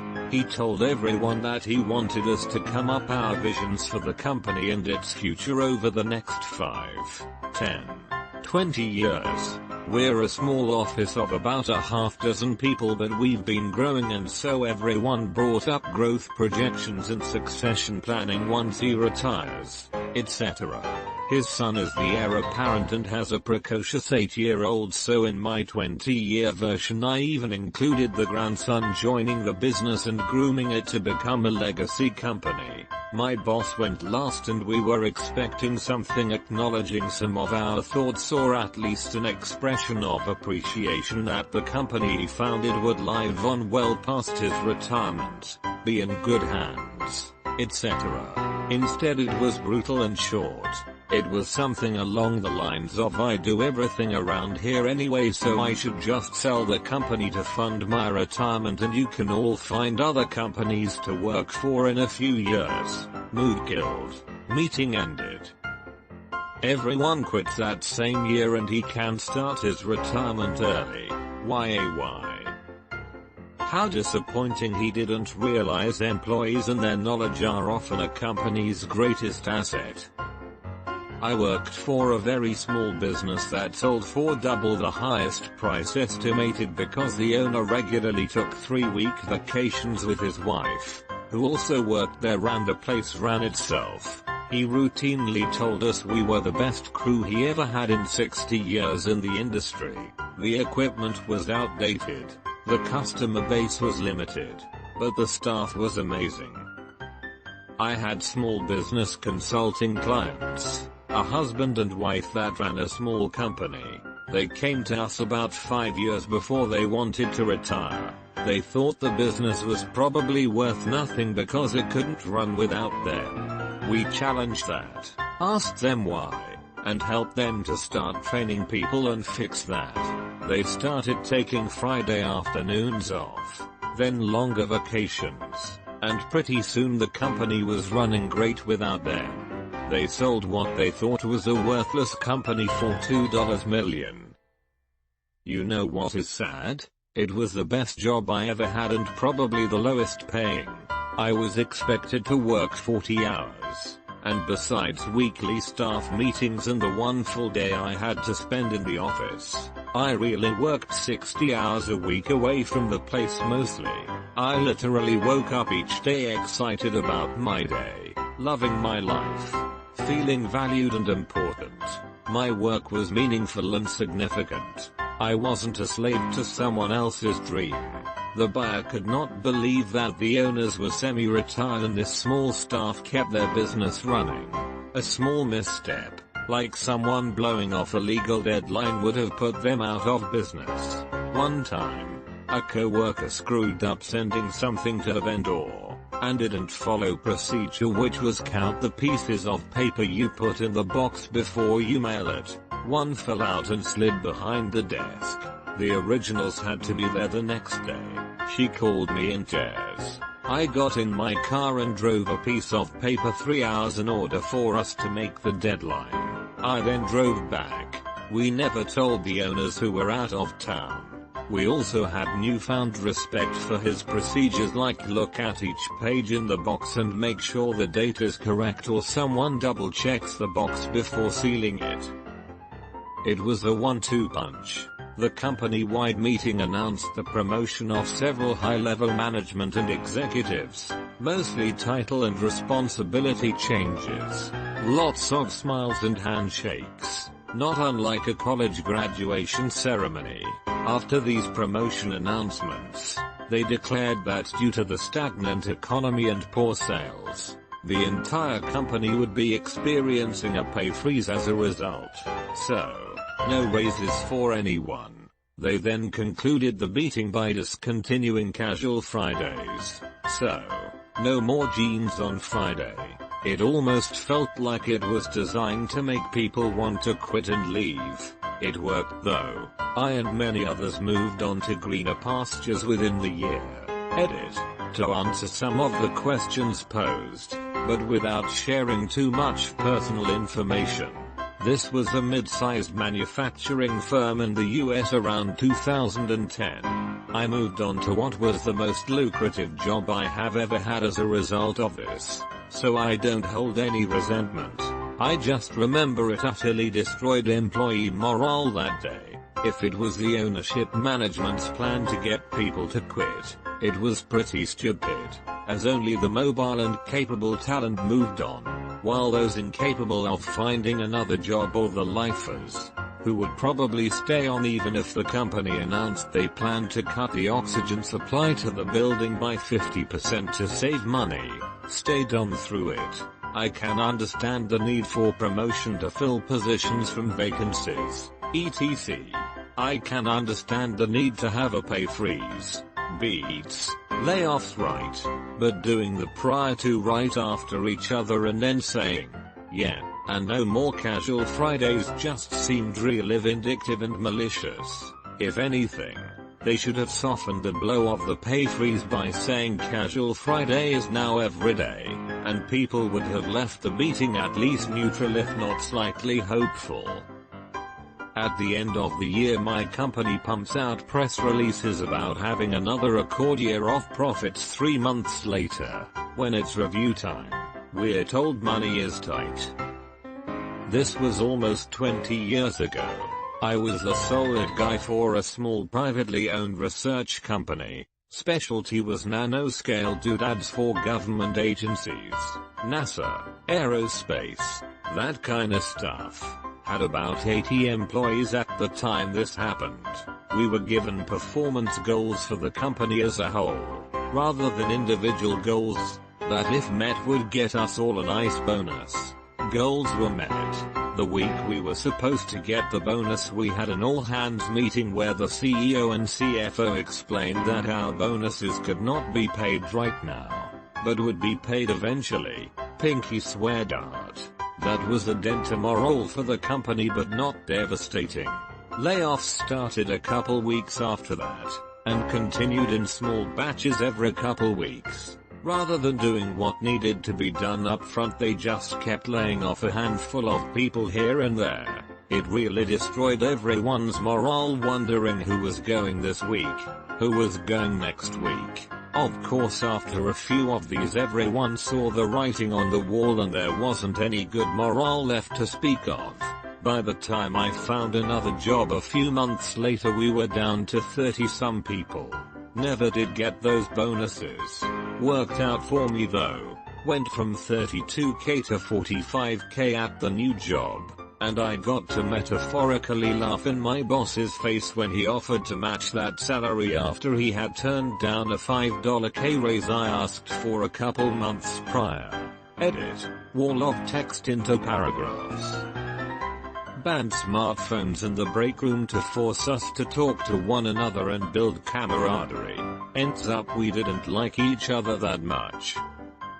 How is that allowed? It's your break, they can't force you to do anything on your break, can they? Legally no, but they can make it a cell phone free area. Edit to at. While I am not certain about suppression of signals to be illegal, they can make it a condition upon entry to a controlled area handover. Lock up. Leave somewhere secure before entry. That's not technically true. Employers can ban their employees from anything. I got fired from a factory for violating their smoke-free workplace policy, which extended to tobacco use at home. To aid in enforcement, employees were also banned from off-site lunch breaks. This was in Illinois in 2014-15. When I was military, there was so much of that shit going around. The unit that was with was investigated because we had the lowest retention, re-enlistment, rate out of the entire Marine Corps for like 5 years straight. That place was so jacked up. I worked at a dog daycare center as the assistant manager for a few months. We just started a training class, so you would tell us what commands you would like us to teach your dog and we would pull them aside for 1 hour and teach that command with a certified trainer.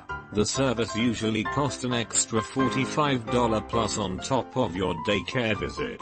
Well, our trainer quit unexpectedly and the owner asked myself and the other manager to step in as the trainers. We informed him that we did not have the proper certifications and our program promised the customers a certified trainer. He then told us to bring them in for an hour and have the dog hang out with us in the office and he would tell the parents what they worked on for the day. Needless to say, we refused to do so and we were blamed for being non-loyal good-for-nothing millennials. Well, he received 6 2-week notices within 1 week after I revealed this conversation with the employees. This place only had 10 employees in total. I love how these non-loyal good-for-nothing millennials still gave the courtesy of a 2-week notice. Yeah, and these damn millennials with their honesty in refusing to defraud customers. This is exactly why none of you have houses. Cancelled overtime. I used to work as a helicopter mechanic for a company primarily in the oil patch. We'd do a 28 on, 14 off rotation in the middle of nowhere, getting up before dawn to prep the helicopter to be flying as soon as the sun came up. Flyers needed all day until sundown and then tie down the machine. Typically the day was pretty easy in between. Maybe 3 or 4 hours of flying, so you'd refuel a couple times and take care of incidental shit like making sure you had enough fuel or maybe going back to camp to grab hot lunches for yourself and the pilot. Overtime was paid out as straight time and the extra 0.5 was banked as paid vacation. It wasn't unusual to work double a standard week for the duration and it was the only thing that really made the travel and long shift rotation worthwhile.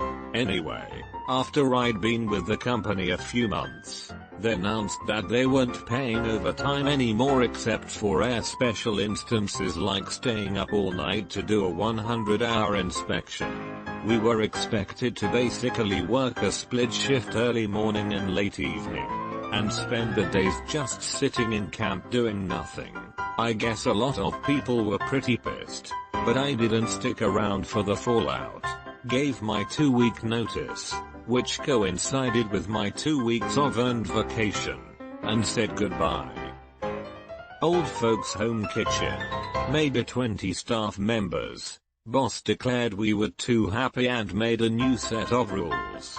There was to be absolutely no talking, laughing or jokes.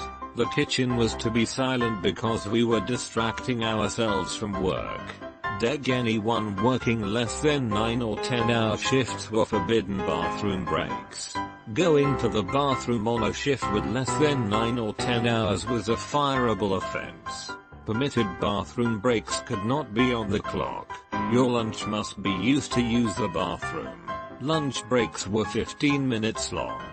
Any communication with management was seen as inappropriate. Staff and management were to be kept separate at all times. A manager fucked a staff member and it made a big deal. That's why this was made. You will not be paid overtime but will be expected to work. If you are to clock out by 8 PM but are still needed, you must clock out then return to work. Complaints to HR or labor board are fireable offenses. Yes, people complained. Yes, the place was investigated. Ex-boss was sued. Lost. Morale dropped. They have a hard time keeping employees now, and from what I heard, most of the new employees are high school students. Ex-boss announced a sudden retirement for the end of the year and the kitchen will be taken over by all new people. I jumped ship early on. Do not miss the place. Edit. Holy fuck nuggets, this got way bigger than I thought. Thank you to everyone who reached out, offered advice for similar situations. General well wishes and many middle fingers to my ex-boss. You are all wonderful. Pretty much all of those things are incredibly illegal and a violation of every employment act I can think of. A slam dunk case for any lawyer with a functioning brain. No idea how he thought he was gonna get away with that. New store manager took a store that was already operating at profit with happy employees and completely redid a bunch of policies. where before we were all encouraged to help in any department if we were knowledgeable and had time. People started getting written up for wandering too far from their own departments, getting in trouble for taking overtime to finish assigned task lists in full before leaving, or getting in trouble for leaving on time without finishing the list, being encouraged by one manager to take overtime and they'd approve it, then getting in trouble later because said manager never approved the overtime in our systems. Departments that once worked together on similar tasks now barred from helping each other unless directly instructed by management. A deliveries department that wouldn't fully pick their orders for customers then blamed the other departments for not having it available or generally leaving huge messes in those departments, never cleaning up after themselves, and the other departments getting in trouble for it. The list goes on. It took about a year to just completely drain that store's morale. Nobody there cares anymore besides the fresh faces, new hires, because they don't know what it was like before. No raises or bonuses this year due to company performance, but I will make it up to you by taking the whole company to the lake for a trip on my new 30-foot boat. Business had been running for 3 years and many of the employees had been there from the beginning without getting a pay rise. After some requests, the company announced that there would be a review of everyone's pay, called in each worker to discuss. Basically, they had decided to pay every employee the same amount. This meant that a few got a raise, most stayed the same, and some, who had negotiated better at hiring, had their wages reduced. Needless to say, most employees were unhappy. 2 weeks later, the three brothers who owned the business bought themselves 2 new cars and a second-hand Rolls-Royce. That was a real slap in the face. I had a situation where I was negotiating for a salary and vacation increase and one of the primary shareholders cried poor to me. I didn't care and stuck to my guns. Well, I 90% stuck to my guns anyway. A few weeks later, he wanted to show me the pictures for his $500K home renovation. My boss was saying today, I'm middle class, literally bitching that people thought he was upper middle class. His example was his friend, who worked in education and gets a consistent pension, was better off than him because he has so much liability and swing in his income. This man has his own plane and is getting a newer, bigger one, because it's too cramped. Does he have a pilot's license? Number. He hires a pilot. He doesn't like flying commercial. Too many lines.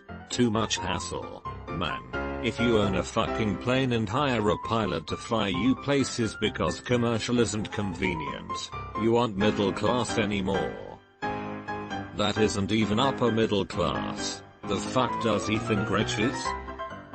That isn't even upper middle class. The fuck does he think rich is? My landlord is a professional client of mine.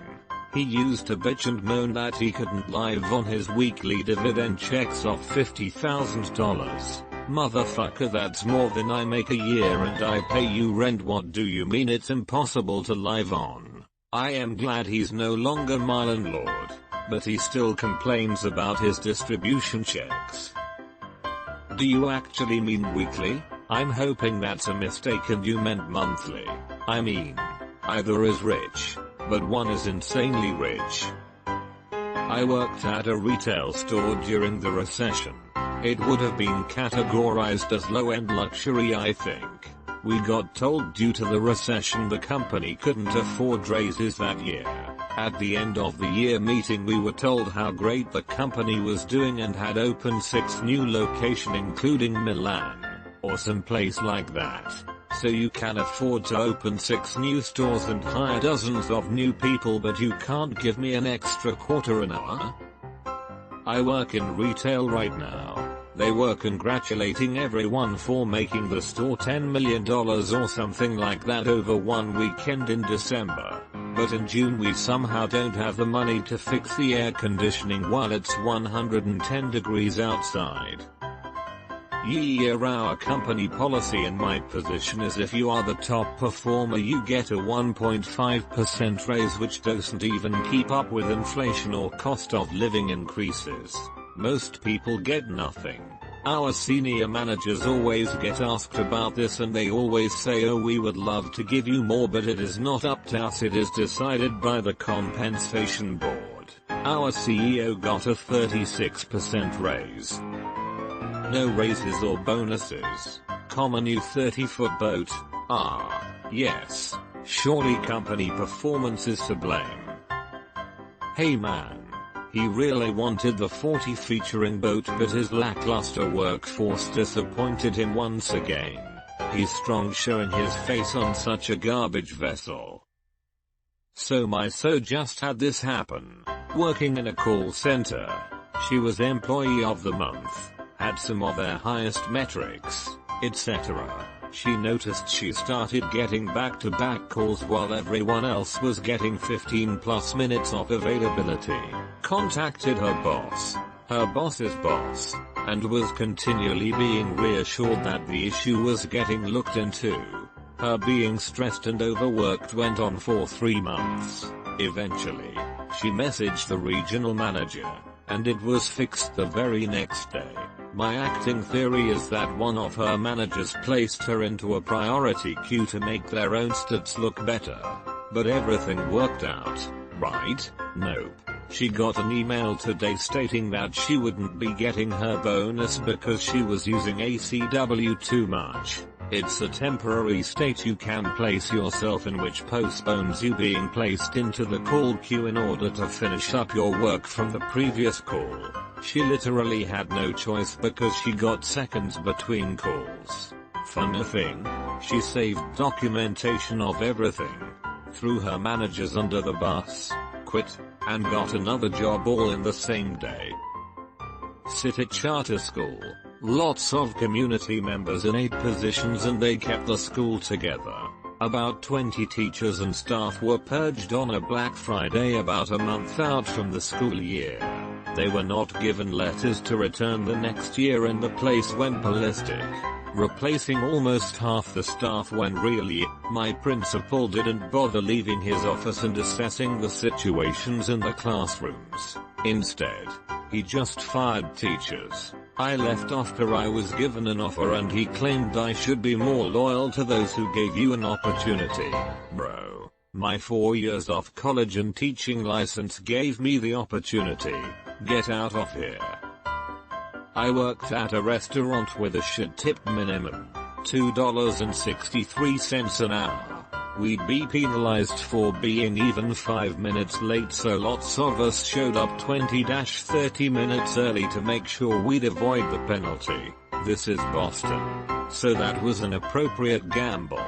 I've gotten stuck on the T for 10-20 minutes on numerous occasions. And we'd just get right to work. And there's plenty to do when opening a big restaurant. So we'd clock in and start working. No one was clocking in and failing to work. In fact, I liked getting there early because the kitchen would get up to 113. Most of the morning prep occurred in the kitchen and was fairly rigorous. We didn't really air condition and had to wear long-sleeved shirts and pants. So I could knock everything out in a tank and shorts, change into my uniform, and not start my shift a sweaty mess. The manager gave us a big lecture about how it adds up, even if it is only $2.63 an hour. She made a new rule that we couldn't clock in more than 10 minutes before our shift began, even if we were working. By the way, that's a 15-minute window of appropriate clocking in time. In Boston, with a notoriously unreliably public transportation system, crazy weather, and overclogged roads. Fuck Grafton Street and fuck you, Ashley. Plumbing shop. Newer owners came in. They were a married couple who had worked there 4 years and bought out the original owner. A few months later, as we are heading into Christmas, they called each employee in one at a time to explain how they, the employee, weren't getting a holiday bonus because the employee had messed something up earlier in the year. My reason was that I had broke a mirror in a customer's bathroom and it had cost $200 to replace, and they just couldn't afford to pay any bonuses. I brought in over $500,000 worth of business that year. Next week they drove up in a new sports car. Someone asked what it was and another plumber said it was a 2007 Christmas bonus. They've had a huge turnover in employees now. No one from when I worked there, 94-08, is still there. CEO announced during a company-wide meeting that everyone would be getting raises and laid out exactly what money people would be on based on their job roles. Even showing the structure on a PowerPoint, then didn't actually go through with any of it. Regarding how employees will travel between Site A and Site B. What if something happens to their kids? They will need a way back here, and sharing one vehicle between 8 people makes that difficult. They won't want to come back. They'll stay and work. Parents will 100% not care at all about what's happening at work when somebody calls and said there's something wrong with their kid. We don't need to invest in group transport. Then we bought a company van that employees don't like. They won't want to come back. They'll stay and work. What? So, a parent who is responsible for their kid has to leave them high and dry if they can't get a shuttle back to their car? If their kid ends up in the hospital, they are expected to stay and work? Absolutely fuck that. This reaction cracks me up. What if people want to do the thing they won't want to? What? Did they arrange brainwashing sessions? At a company-wide meeting, 45 people, called the employees an expense, did not go over well at all.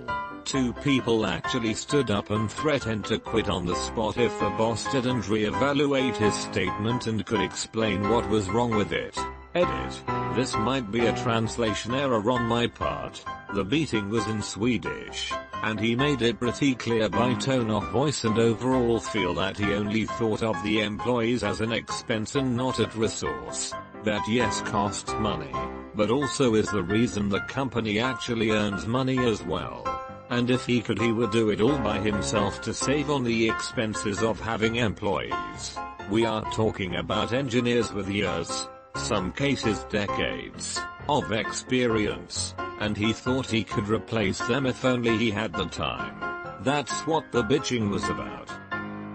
This sounds like 90% of the school district meetings and state government meetings on education I attend. Apparently, if it wasn't for the teachers, all the students would be able to learn and pass the tests. Fired the 3 most likable productive people in the department to bring in their own people under the guise of downsizing and restructuring. The entire department quit within a month.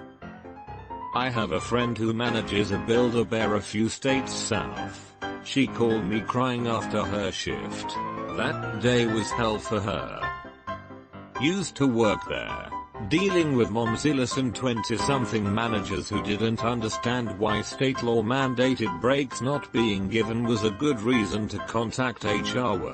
At the end of the day, not worth continuing my employment. I liked my chief though. She is a peach. I offered to bring her liquor the day of the pay your age day. Just started a new job that I love. Only problem is they're converting all of the office to open plan. Our area is up next for conversion. Everyone I've talked to is against it, and everyone I know that's currently working in it says it's terrible. The only people who don't have to sit in the open plan space are the people who champion it the most. Go figure. I can already see my productivity and morale tanking when I'm forced to hear every noise emitted by roughly 200 people in my section of the building. Open plan offices are the absolute dumbest idea ever conceived. I remember a company that did that. Everyone had their own private cubicles, and they could focus on getting their work done. Management switched to open plan and immediately started complaining that everyone was talking too much.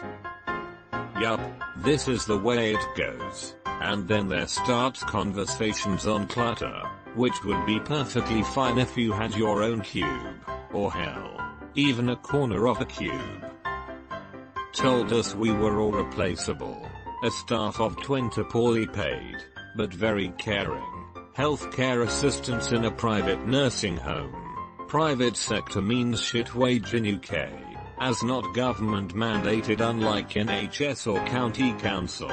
He was a drunken moron and I only stayed because his wife was the best nursing home owner I had ever worked for. Just had a blind spot with her drunk sot of a husband. Anyway, some of the older women, ones with husbands who had salaries rather than wages, stood up and left. Someone rang his wife and she came in. We didn't see him for 2 weeks and when we did see him she had busted him down to care assistant. I was his line manager, and made him apologize to all of us. That's why the older ladies came back and nobody actually left. He killed morale but his wife, the brains, gave it the kiss of life. Worked at a trading shop where up to 80% of yearly comp was in the form of an end-of-year bonus. One year they decided that before the bonus was paid out, every employee had to sign a draconian non-compete agreement banning employment for 12 months at any competing firm. Oh, and you had to sign blind. Some folks signed and then were told they didn't get a bonus. Edit. For those who care, I signed the non-compete, took my bonus such as it was and walked out the door with both middle fingers pointing straight at the ceiling. During my 1 year on the sidelines I built my own kick-ass trading capability that was light years ahead of what I left behind. That was definitely the oomph my career needed. Thanks you miserable assholes. That kind of shit has become so common in our economy, I'm not even shocked by it anymore. I just get sad, because it doesn't bode well for anyone, including those that think they've figured out how to game the system like this. I am not sure if this counts. I was interning on the Hill for a congressman that will go unnamed. As an intern your job is generally shit. Our only high point in the day were that we could choose what meetings we wanted to go to. The good ones had lots of food. We had an hour for lunch, and all the interns could go to lunch together. The congressman decided that was not how he wanted his office to be run. We were assigned the worst meeting to go to on the Hill. We only get 30 minutes for lunch and we had to go to lunch one at a time. We ended up fight over who got to go to lunch between 12 o'clock to 2 o'clock every day. Some unlucky person would have to go to lunch at 4 p.m. Edit. A lot of people have been asking for the congressman's name. I won't say because I still work in the political world of Washington. Edit. Spelling. I worked in a lab with a lax lunch schedule. One Friday, there was a lull in work and 3 of us went across the street to eat lunch. My asshole boss got his feelings hurt because he wasn't explicitly invited and made a rule that only one person could go to lunch at a time. Me personally, I'm a security guard at a library. My boss said she wanted me moving around a lot, which is cool. I would get up every 15 minutes, patrol the entire building, then sit back down for another 15 minutes. It's not the busiest place so it seems to work out fine, especially since my co-workers always know how to get a hold of me. However, apparently a co-worker told my supervisor I was slacking off, and this co-worker's known for micromanaging people she has no control over, and wasn't doing my job properly. But instead of talking to me about it, my boss just says, "Oh, I meant constantly. Constantly walking. 4 to 8 hours straight. No sitting down at all. Also we fired the only other security guard so you gotta take his shifts too. So other than legally obliged 15-minute break, I'm supposed to be hiking all day long and assert my presence to the dozen or so patrons we have. I'm turning in my 2-week notice on Wednesday. and in the meantime I'd just take very long bathroom breaks. I worked in security for a whole week, and that's as long as I could tolerate it. They didn't give us breaks, and the only time we got to sit down was on lunch, and even then we had to be available and put people through the metal detectors coming in and out. It was awful. I know a local mall that has an upstairs car park, and the idiot that designed it put in only one trolley escalator, no lift. There would also be emergency stops, mostly deadbeat kids with nothing better to do than push them for fun. So, for the longest time, they had a dedicated security guard watching the escalators to catch the kids and restart them. That's all they could do. Stand there watching. No sitting.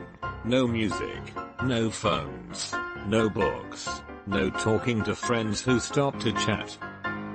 It's weird how most people would jump at the chance to get easy money like that, but then couldn't stand the monotony of it and would end up quitting. I just don't think human beings are capable of doing absolutely nothing, and have to have some sort of mental stimulation.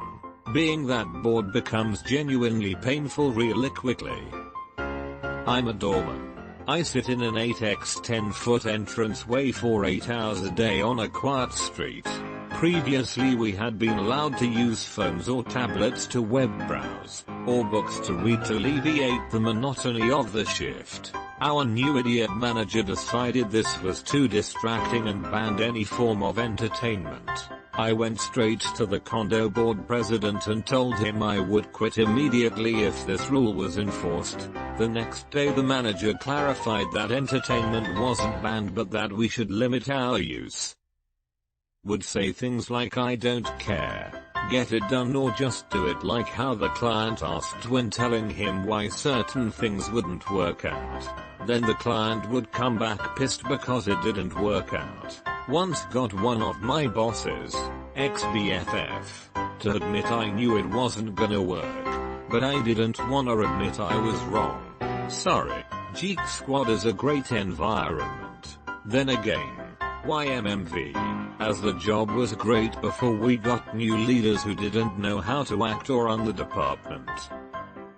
Busting my ass off at a company, where I was effectively on call 24 hours a day for 3 years, leading development of core products. My boss constantly told me I was wrong about things, only to come back 2 months later to tell people to do what I told them to 2 months before.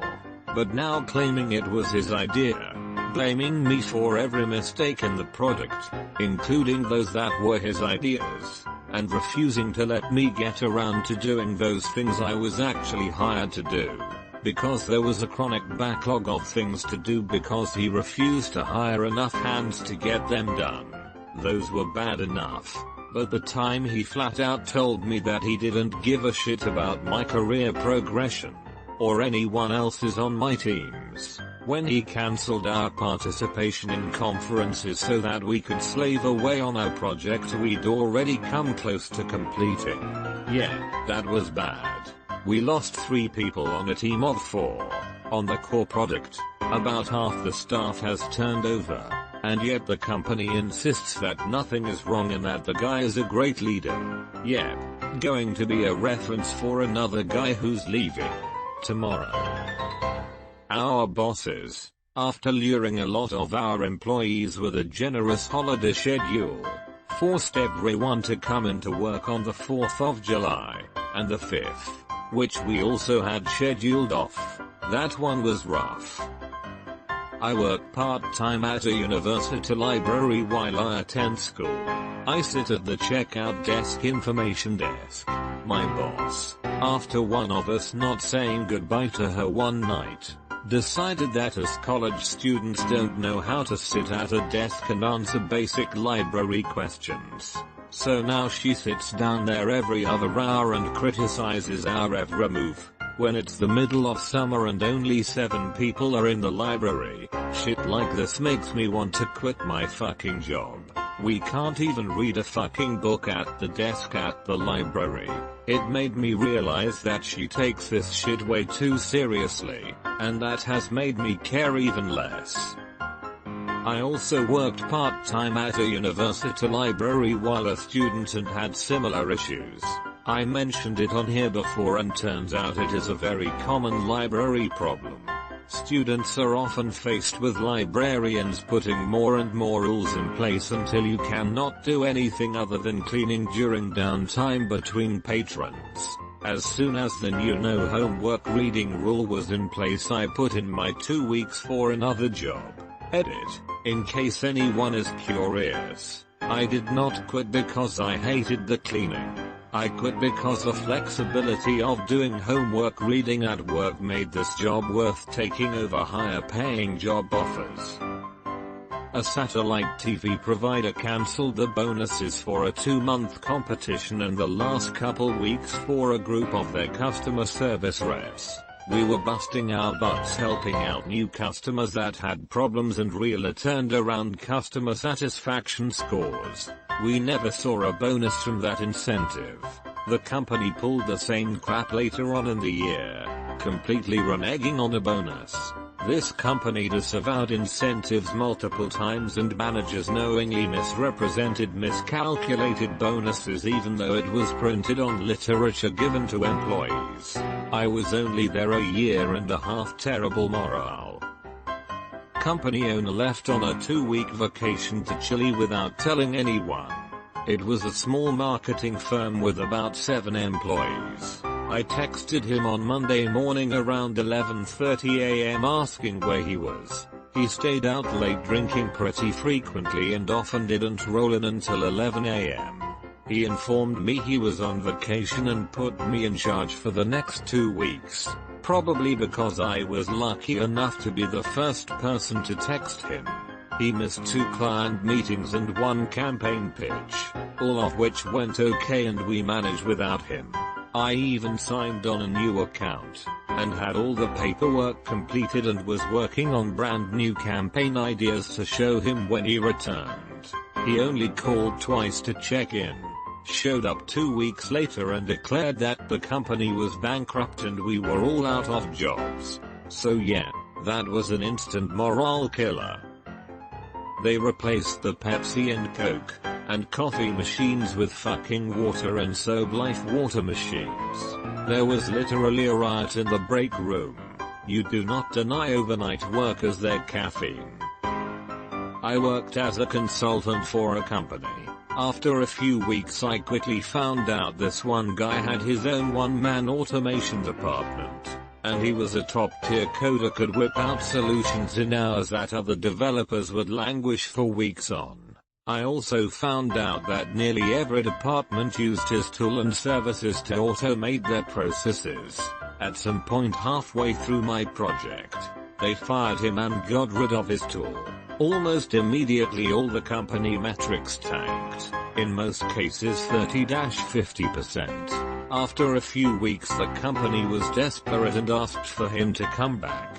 He told them to fuck off as he interviewed for their biggest competitor and they offered him 2x his original salary there. They ended up hiring another person who wasn't nearly as good to replace him.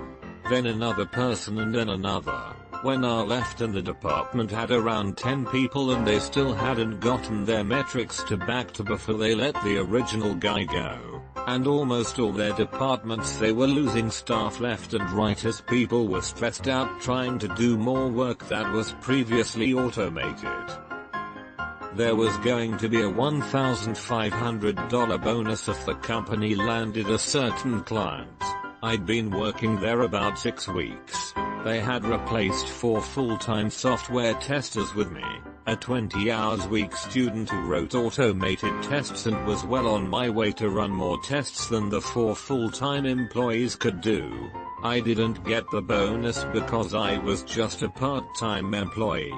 From then on I felt like if I wasn't important enough to get a $1,500 bonus, my job must not be important enough to care about too much. Reddit because several people have asked similar questions. Why exactly would you expect a bonus for working part-time at a company for less than 2 months? I didn't expect it, but the talk was always team. But then everyone but me got the bonus. Even a token to show appreciation would have gone a long ways. It came across as you're part-time, so you're not part of the team. I was still in college.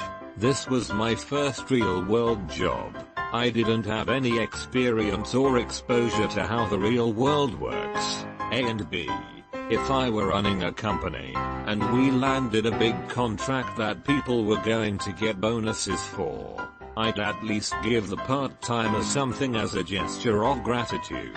A part-time employee was able to do the same amount of work of all 4 staff. What am I missing here? Yep. They were manually testing the web app, moving the mouse, typing stuff, clicking stuff. I wrote a test framework that ran automated tests in Firefox, i.e.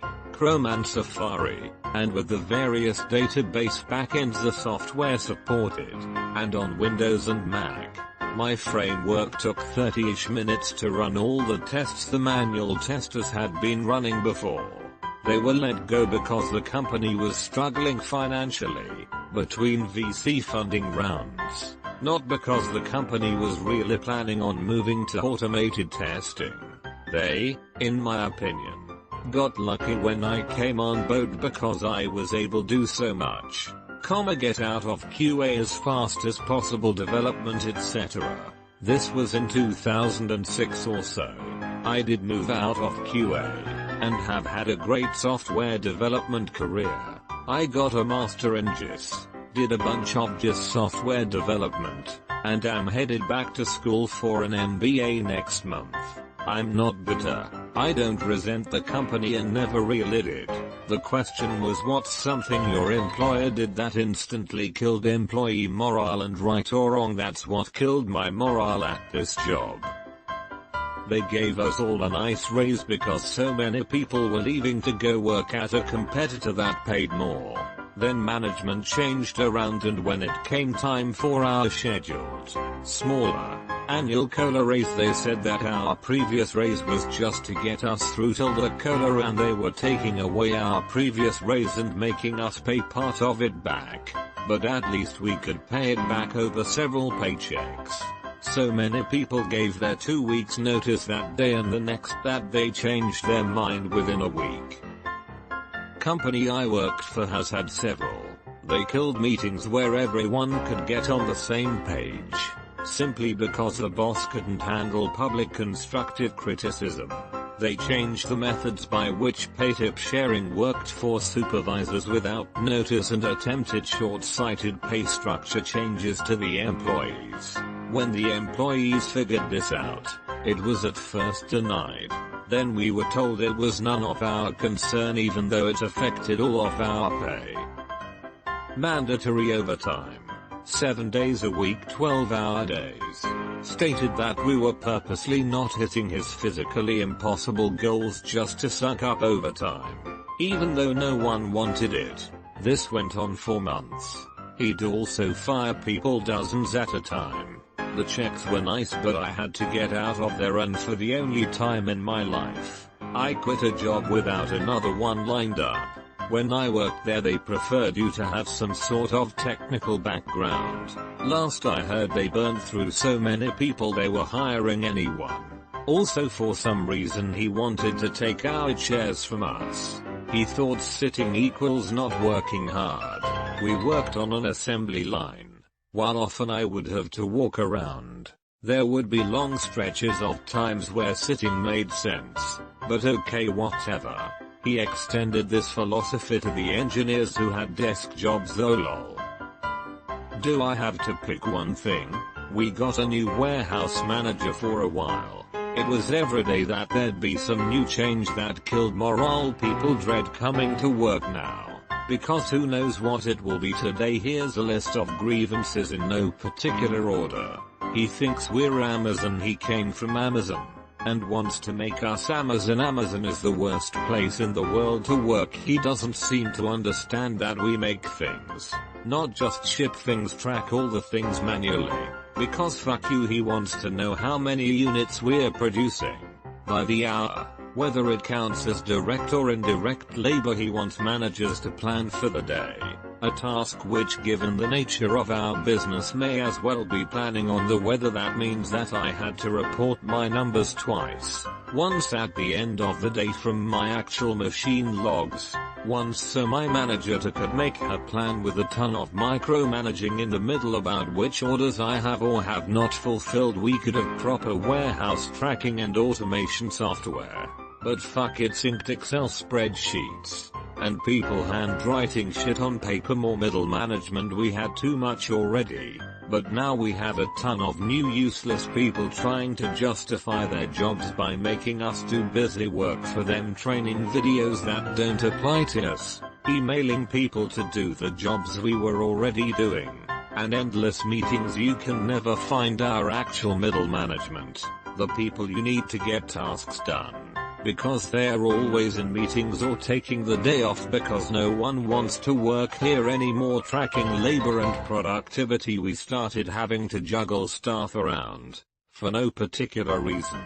To make the numbers work on paper, they permanently took away 2 of my staff. The 2 I was training to be able to do my job. Somehow they're still expected to fill my extremely technical position when I'm not there, without me being able to teach them anything cool. Right, the rest of the time they're floating around other departments, doing a task just long enough for someone to train them on it before floating somewhere else. Moved my department across the warehouse. My physical location can't move. It would cost a whole lot to move my machines, but now everyone I work with is on the other end of the warehouse for no particular reason. Lots of changes to attendance policies. One of them lasted exactly a day. You get 24 paid personal hours per year on top of regular PTO, and if you're late, you have to use them in 1-hour blocks. So if you're 6 minutes late, go get a coffee or something. When you run out of personal time,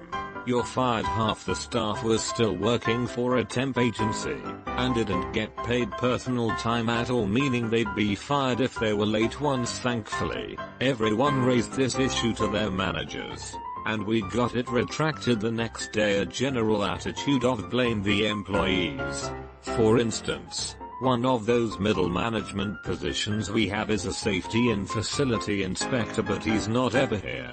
So instead we have a committee of nothing people with other actual jobs who go around and write up reports and complain at you to fix things that aren't really your responsibility to fix. I've started kicking things back to middle management maintenance person whenever they complain. Oh, we're waiting on the maintenance guy. Get with him, he's not here now. Hectometer's not my problem, then all problem, no fix. Like the above, we'll get directives about things not in our power to fix. For instance, all cart wheels must lock. Great. Not a single cart in the building has locking wheels. Are you replacing them, or are you just going to yell at me that my cart wheels don't lock? Do you expect me to go out to Home Depot and buy locking wheels and or carts with locking wheels? Have you allocated a budget for this? Are you giving me the company card? No, we already had morning meetings, but they instituted a chant requirement. Then the new rumor is that we're going to be required to say the Pledge of Allegiance. Now the snowballing effect of old timers quitting and being fired. All of the old leadership is disappearing,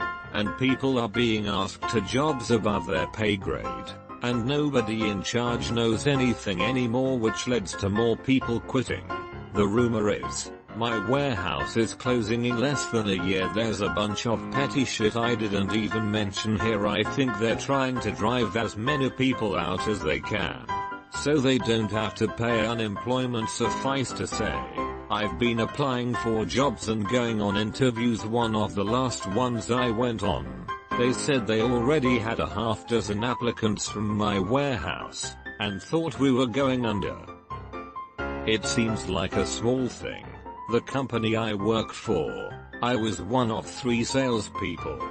The operations manager, who was my line manager too, insisted that when I was in the office, with just him and 4 others who were dressed casual, had to wear a tie, said it to me in front of the others. He didn't wear a tie. We were in an industry where relationships with customers made business suits and ties were not normal. So fuck him. I wore in the most horrific ties I could find. Christmas ones in summer. Ones colorblind people wouldn't be seen dead in. Shiny ones with fish on. He challenged me on it and I asked him to put it in writing explaining the reason for it and to show me where it was on my contract. He backed down. I left shortly afterwards to a rival company and made it my business to wreck them. Worked at a very dodgy debt management company a few years ago as I was stuck for work and it's all I could get at the time. Management were awful. Most days at least one employee would leave sobbing and they seemed to really get a kick out of it. After a meeting where one girl stood her ground and told them she felt she was being bullied, they decided to bring this up in a team meeting. One manager's exact words were, "We've been told by a team member that we come across as bullies. So please, if you feel like we're bullying you or anyone else, put your hand up now." Yup, we were in complete silence for at least a minute. I eventually got sacked as I was asking too many questions and discovered where their money was actually going.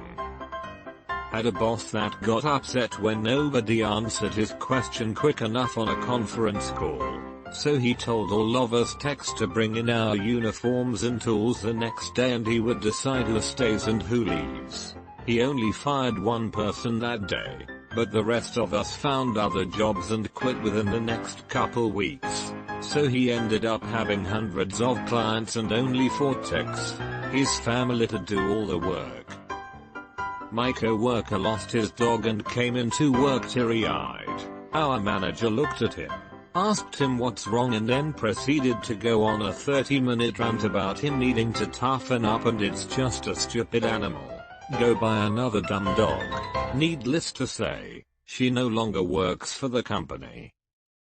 Implemented drug testing when you can tell 90% of his employees did drugs lol. I work in a kitchen. They mentioned drug tests at a kitchen meeting and it was met with laughter. I've worked in kitchens for pretty much my entire adult life. If drug testing was ever implemented, every one of those places would have been a ghost town. A call center I worked in had a don't ask, don't tell policy.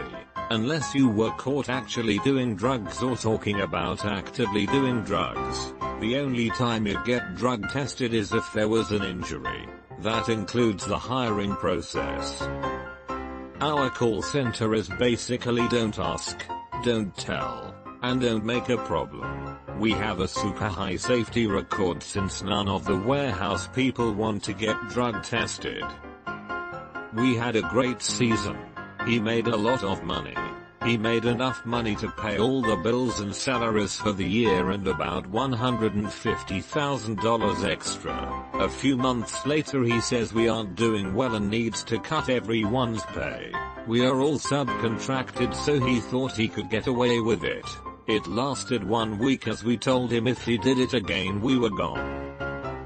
Was working for EB Games when GameStop bought them 20% of any warranty, and $1 for every subscription sold went into your paycheck as commission. And you'd never feel dirty selling the things, because Edge Magazine, EB's answer to Game Informer, and their extended warranties were legit, and fairly priced. GameStop buys the company. First thing they do, nix the commissions. You still have to sell the stuff, of course. I'll never forget the first meeting I had with GameStop as a manager. They really drilled how profitable those things are to the company. Soon after came the threats of reduced hours if you didn't hit quotas, mandated by corporate. Yeah, fuck GameStop. Edit. And my top post of all time is me saying fuck GameStop. I am amused. Is that generally true for GameStop? If the employees don't get commission, I probably won't buy anything there again. I just assumed that they did, considering how hard they push to get you to buy or pre-order random things. Edit. After hearing all the stories about how they threaten their employees for not pushing junk, I think I definitely won't be supporting a mess stop anymore. In my experience, they push because their jobs and hours depend on it, though I haven't worked for the company in a dozen years, so I can't speak for current policies. I went to one recently to buy a console, and the guy behind the counter looked like he was gonna tear his hair out when I refused every warranty and sign up he offered. It all makes sense now. I was a sales manager at a retail location with similar tactics and pressures for the sales staff. I eventually quit because I felt so shitty pressuring salespeople to push additional coverage and fucking credit card applications on customers. These kinds of submetrics immediately ruin any kind of morale and lower the fundamental value of the brick and mortar to the customer by de-emphasizing knowledgeable salespeople. They don't do commission at all. The only incentive that exists for the employees is to not get hassled for not meeting quota. Any bonuses GameStop ever promised for performance in the years I worked with them would go to the store manager, even when the bonus was for the employees as a whole meeting the goal. Only the manager profited, and it was usually some piddling little bonus. 1. Made it so that only restockers could go to the storage area and bring out items that needed to be restocked. This pretty much created chaos because there was usually only one restocker per shift, and when things got really busy, everything slowed down and made things worse for everyone. 2. Not allowing cashiers to leave the registers, even if it wasn't busy. 3. Cutting hours from employees that had been there for years. 4. When some of the staff learned that they were glorified temporary workers and that they'd eventually be forced to leave, they tried to make us feel better by telling us to reapply after 6 months and maybe we'd be hired back. Number 3 is a dirty tactic used in business. Cut hours off somebody to make them quit on their own. The replacements are already hired, trained, and cost less. I was a hard worker. Like an extremely hard worker. One day a supervisor asked why I wasn't working at my usual pace, so I told him I was facing homelessness if I couldn't find somewhere to live. He said, hey, well, I really need my superstar out here. I depend on you getting a lot done for me. He couldn't care any less about my problem. I was an employee who made him look good because I got results, and not a human being. I never worked hard again, and personally undermined the work ethic of everyone I came in contact with. I didn't have to learn that particular lesson a second time. I've learned that busting your ass for a company gets you nothing except taken advantage of. Now I take my sweet time and slack off like the rest of the employees, and I get praised for it, lol. Always work at 50% your best. That way when you're going through a rough patch and only work 30% your best, it's not too noticeable. And if you want a short sprint of getting noticed for being a hero, you have a whole 50% you can extend into and NBSP. Is this a bad work ethic? Probably. But I'll be fucked if it's not the way the employer sector seems to want us employees to be. I've always found it more effective to work at 90% the first year. Just bust your balls. Then, you can coast on reputation. It's amazing how far that initial reputation can get you. You can slide that workometer all the way down to 20% and people still think of you as that high performer you were that first year. It's the halo horns effect. Works well in academic environments too. The first few weeks, answer every question, and turn in great work. The professor will assume everything else is quality and is invested in his belief that you're great. You have to really fuck up to change someone's preconceived notions. And the best part in working environments is that all the new people get briefed by the old people. So they hear how great you are because of how great you were, and it just keeps going. Coasting on that reputation. Every once in a while you have to put in extra effort to show everyone how good you are. To reinforce that reputation. But it isn't often. Mostly you just need to make sure everyone believes you are amazing. I used to be that employee who gave 110% to my work because that was just my work ethic. Years of no raises, increased duties, and multiple months of no days off because management was taking their sweet time hiring additional staff now ensures that I do the absolute minimum I can get away with without getting fired. You treat your workers like crap. You're getting crap productivity in return. Yep, the bar you set for yourself is suddenly the bar you are judged by from management. Let's say the defect rate on widgets is 1% according to their engineered metrics, and you build widgets in such a way your defect rate is 0.2%. If you hit 0.7% one day suddenly it's all why? Made us start staying open until 4 o'clock on Fridays instead of closing at noon and didn't increase our pay to accommodate for it. My favorite is summer hours. I now work 10-hour days and then inevitably have a Friday emergency, so I work Friday too. Half our maintenance crew works 10-hour days split up between Sunday through Wednesday and Thursday through Sunday. Everyone works on Sunday. This doesn't go over very well in the Bible Belt. The head honcho established a new if you have cell phones out you get fired policy at a minimum wage campus bookstore. I, along with 15 employees and 5 managers, have quit in the past 2 months. Oh man. I've worked retail jobs and restaurant jobs that didn't care if you used your phone to pass the time as long as the guests' customers were properly accommodated. I work in a funeral home now where the work seems to be either constant or non-existent, depending on the day. I can't imagine not being allowed to entertain myself in some fashion during those long hours in the office just waiting for the phone to ring. As long as the work is being done, it makes sense to me to allow employees to surf their phones in their downtime. Endless boredom will burn you out fast. T-Minutes Wage college bookstore I worked at had a manager who would email us as reminders that we were not allowed to lean up against the counters at the cashiers, and that security camera footage showed that we were doing so. I worked at a pizza place a few years ago. The pay was incredible for the job.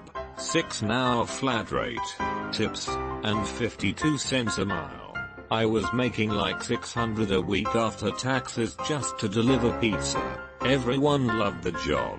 The owner decided to decrease the pay to $7.25 while in the store, $2.13 on the road, and $1 per run. This resulted in about a $200 decrease every check. Half the drivers left. Hired a dude straight out of college and gave him more money than 90% of the people keeping the plant running. The guy can barely tie his shoes and has been moved between 6 departments over the course of a year because he can't do anything worth a shit. But he's boss with a higher up, so it doesn't matter. It doesn't help morale when you tell people there's no budget for a promised raise and then hire a dipshit. We had a bonus program instituted last year around March, to be tabulated early January. It pretty much vanished. No formal announcement on getting or not getting the bonus or anything. One employee asked and was told we made too many mistakes. I had to make deductions, which wasn't an established rule for the program. The rest of us were wise enough to realize it was all bullshit from the beginning and weren't surprised on the 180 on the program. We were supposed to have another go at the bonus this year, but it's almost August and we haven't heard shit. We always jokingly ask each other, does this affect my bonus? Offered company branded cash as an incentive to work harder and clear claims more quickly. People busted their asses, worked and paid overtime.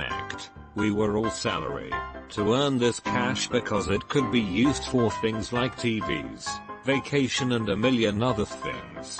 I accumulated close to 1,400 of this fake money, busting my ass to get enough for the cash bonus. They never let us redeem them. After our busy season was over, they just let it drop. Everyone kept asking about it and they would blow it off with emails about updating you soon. Never happened. A bunch of people had donated their extra company cash to one worker who was using it to get items for a charity auction. We continued to bother the company. They never let us redeem them for anything. It was total bullshit. I quit shortly after. I just walked out one day. When I got home, I blasted a long, blistering company-wide email criticizing them for the lack of respect for their workers. According to those I know that still work there, very few due to the wave of turnover I apparently triggered. I am a legend. No one ever got anything for their code blue bucks. Accidentally forwarded an email to the entire team of a conversation bitching out named team members. That was harsh. Production manager got tired of sales staff being overpaid and went into the bookkeeper's spreadsheets that were in an open file on the server, printed out everyone's salary and left copies on the break room table. 3 people quit that day. Social Security. There was hiring for Job A. Job A is entry level but requires about 5-10 years of experience before moving into Job B. And honestly, most people in Job A don't ever get out of it because it's a career position despite being entry level. Job B doesn't have anything to do with Job A, but the experience requirement has always been followed.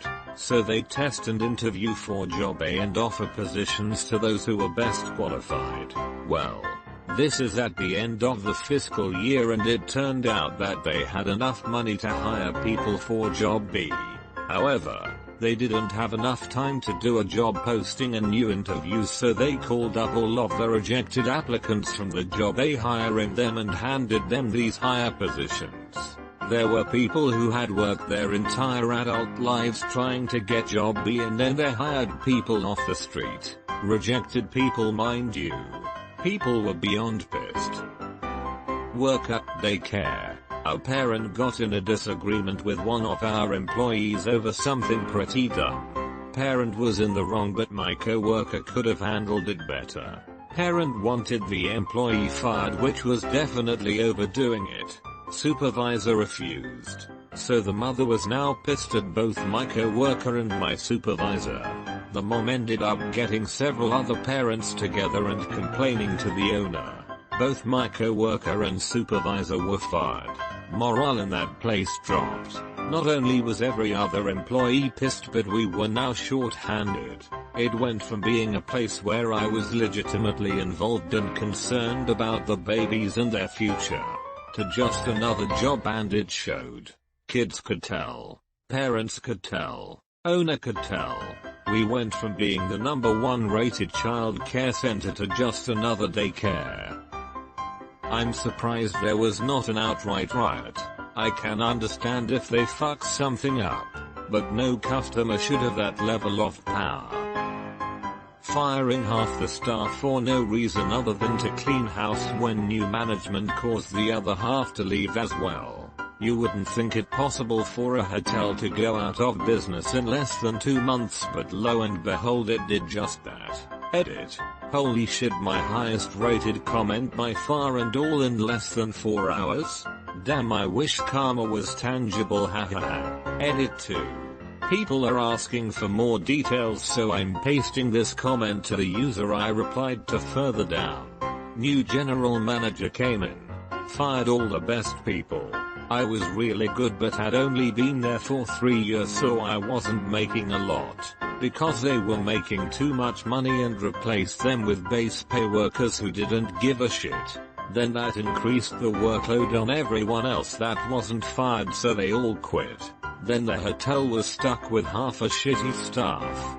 Funny thing is that we made in the ballpark of $20 million the year before my original GM left, and the year the new GM took over I heard from one of the few people that still worked there.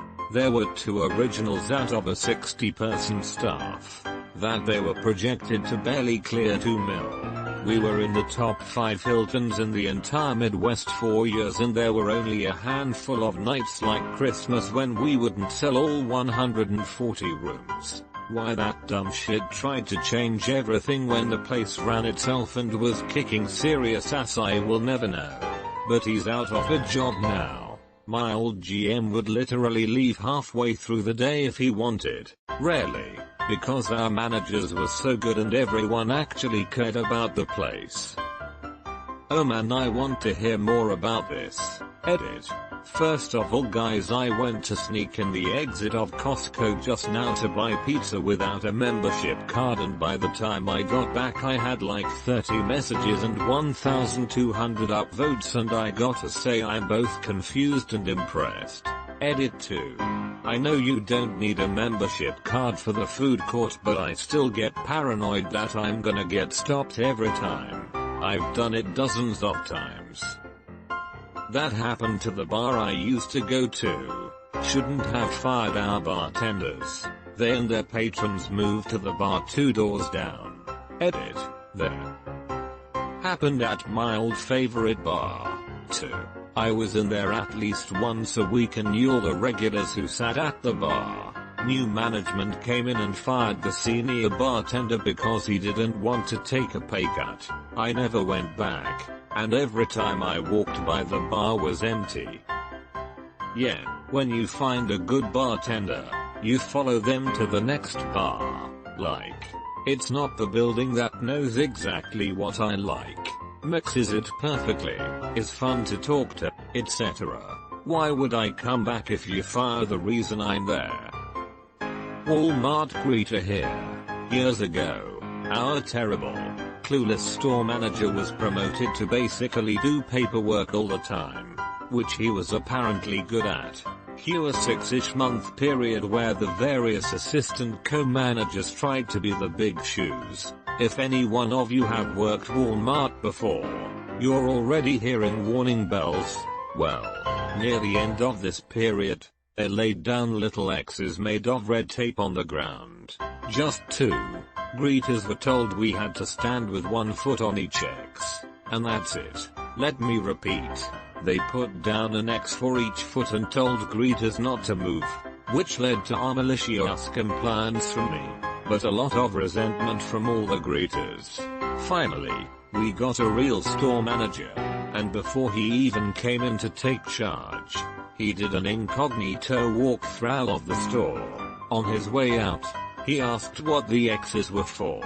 Within 20 minutes those X's were gone. From what I hear, words like the most childish and demeaning thing I've ever heard were used.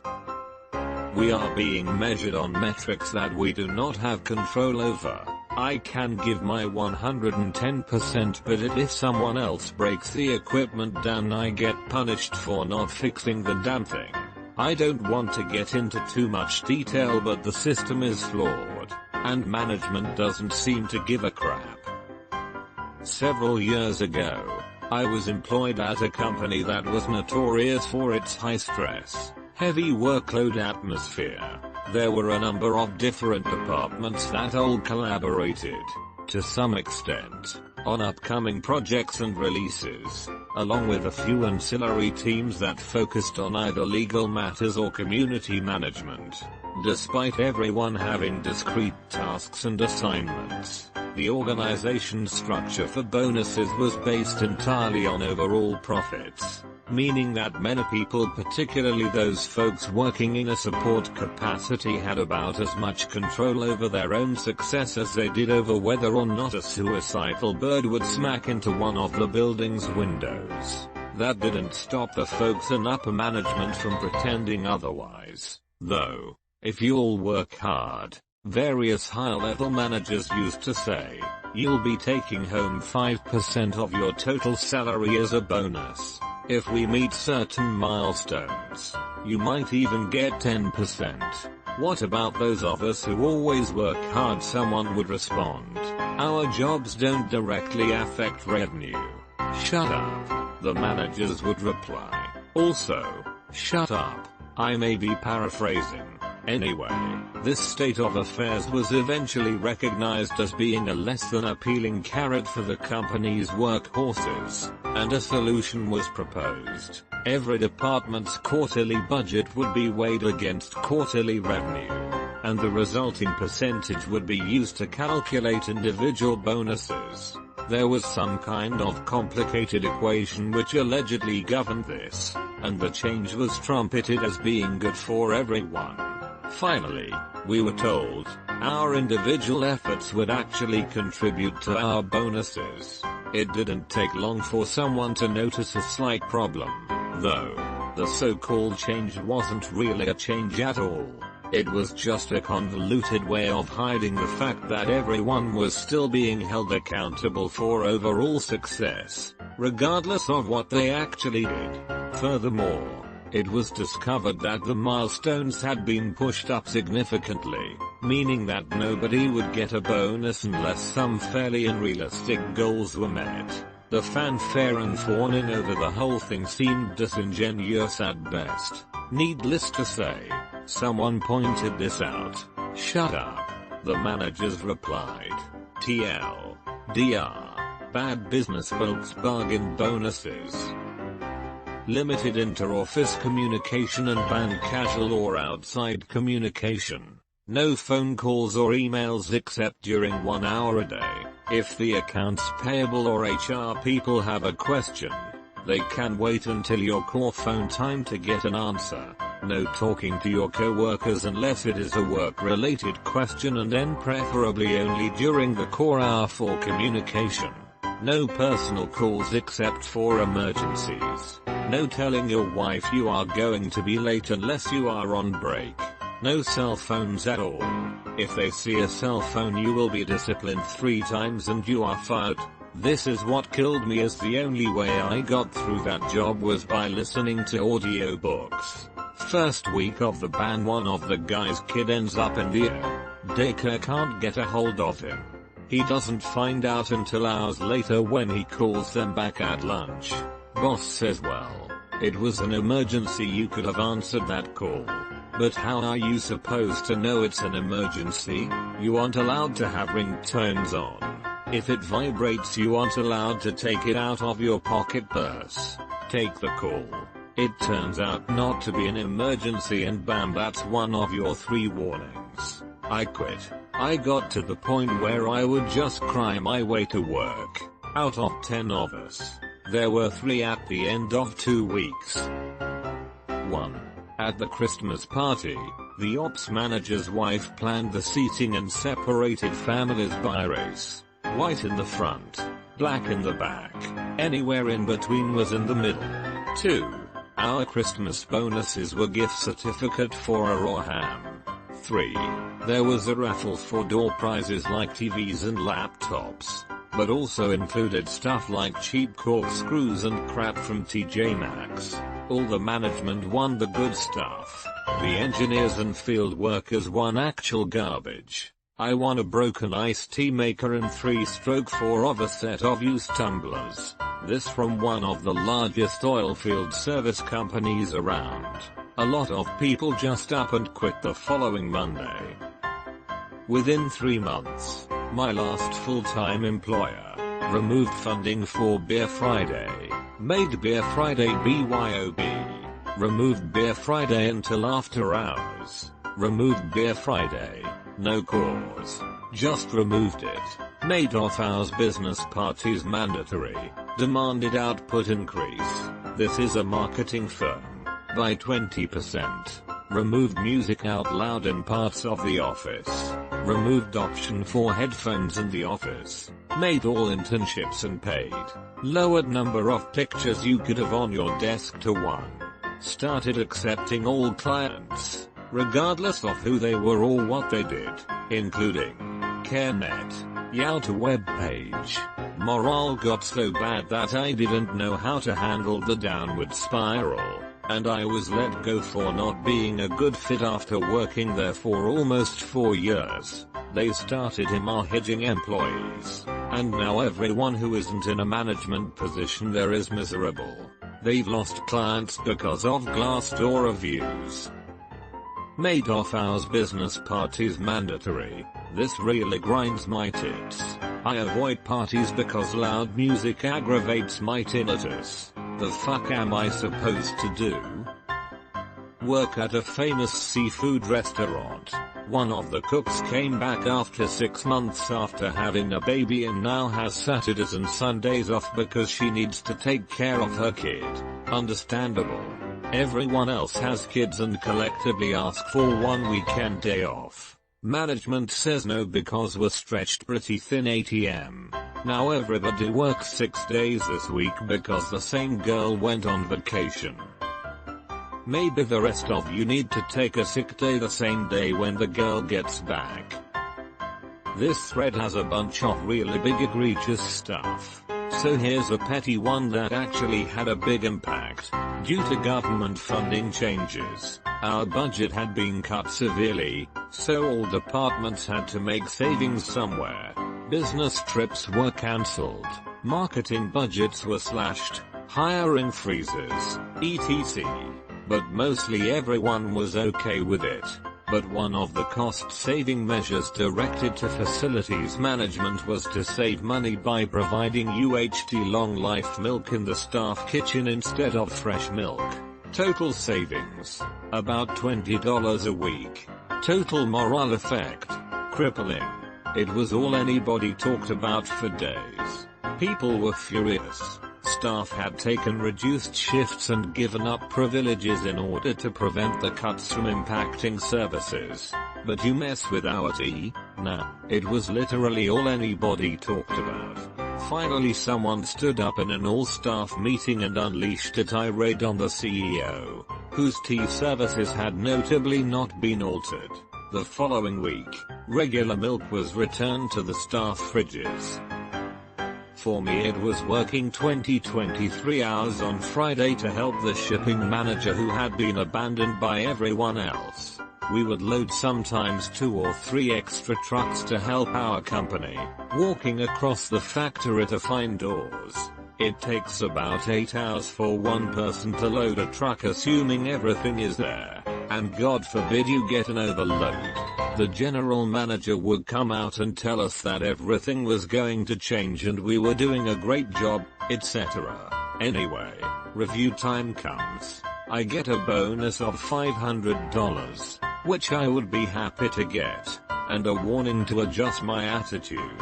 I moved to another facility and he had ruined customer relationships and productivity to such an extreme the factory was closed in less than 6 months. I would have been much happier not receiving one and him having a plan to improve things, but he was in way over his head. We have 4 employees, one went on vacation, another called out sick on my day off. We aren't allowed to work alone so I had to cover, which forced me into overtime. Thank you for coming in on your day off. Mind if I move your hours around so I don't have to pay you overtime? I worked at a UPS package facility part-time and whenever I did overtime, maybe half the time they would not pay me the extra time I worked. Fired the events director the day after a very successful large event because he wanted all the credit, never saw eye to eye with her, and wouldn't give her the promotion she deserved. And then poorly and shamelessly covered it up to the rest of the org by saying her position was eliminated and unnecessary due to some bogus restructuring. At least she got a nice package to go away quietly so he could sweep it under the rug with minimal flack.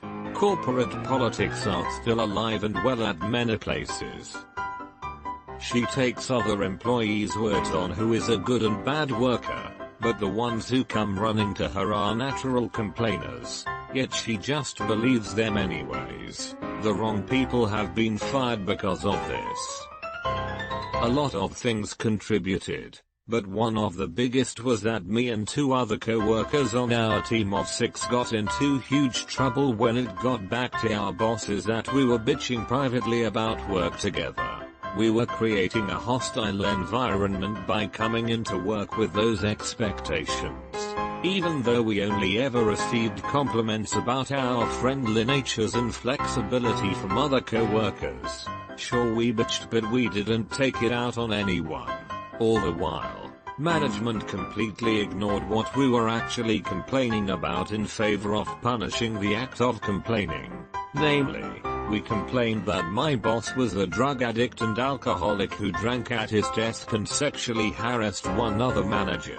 That said other manager was sleeping around with other managers and had a suspiciously close and uncomfortable relationship with some of her bosses. That we were massively underpaid compared to industry standard, etc. We were all searching for jobs by then. It all started free falling when we were promised raises to align more closely with industry standards. Imagine that. And my boss informed me in our one meeting about it that I'd be receiving a huge pay bump because I was in a senior role and was being insanely undercompensated. He gave me a number. I was thrilled and began considering staying on board. Same meeting.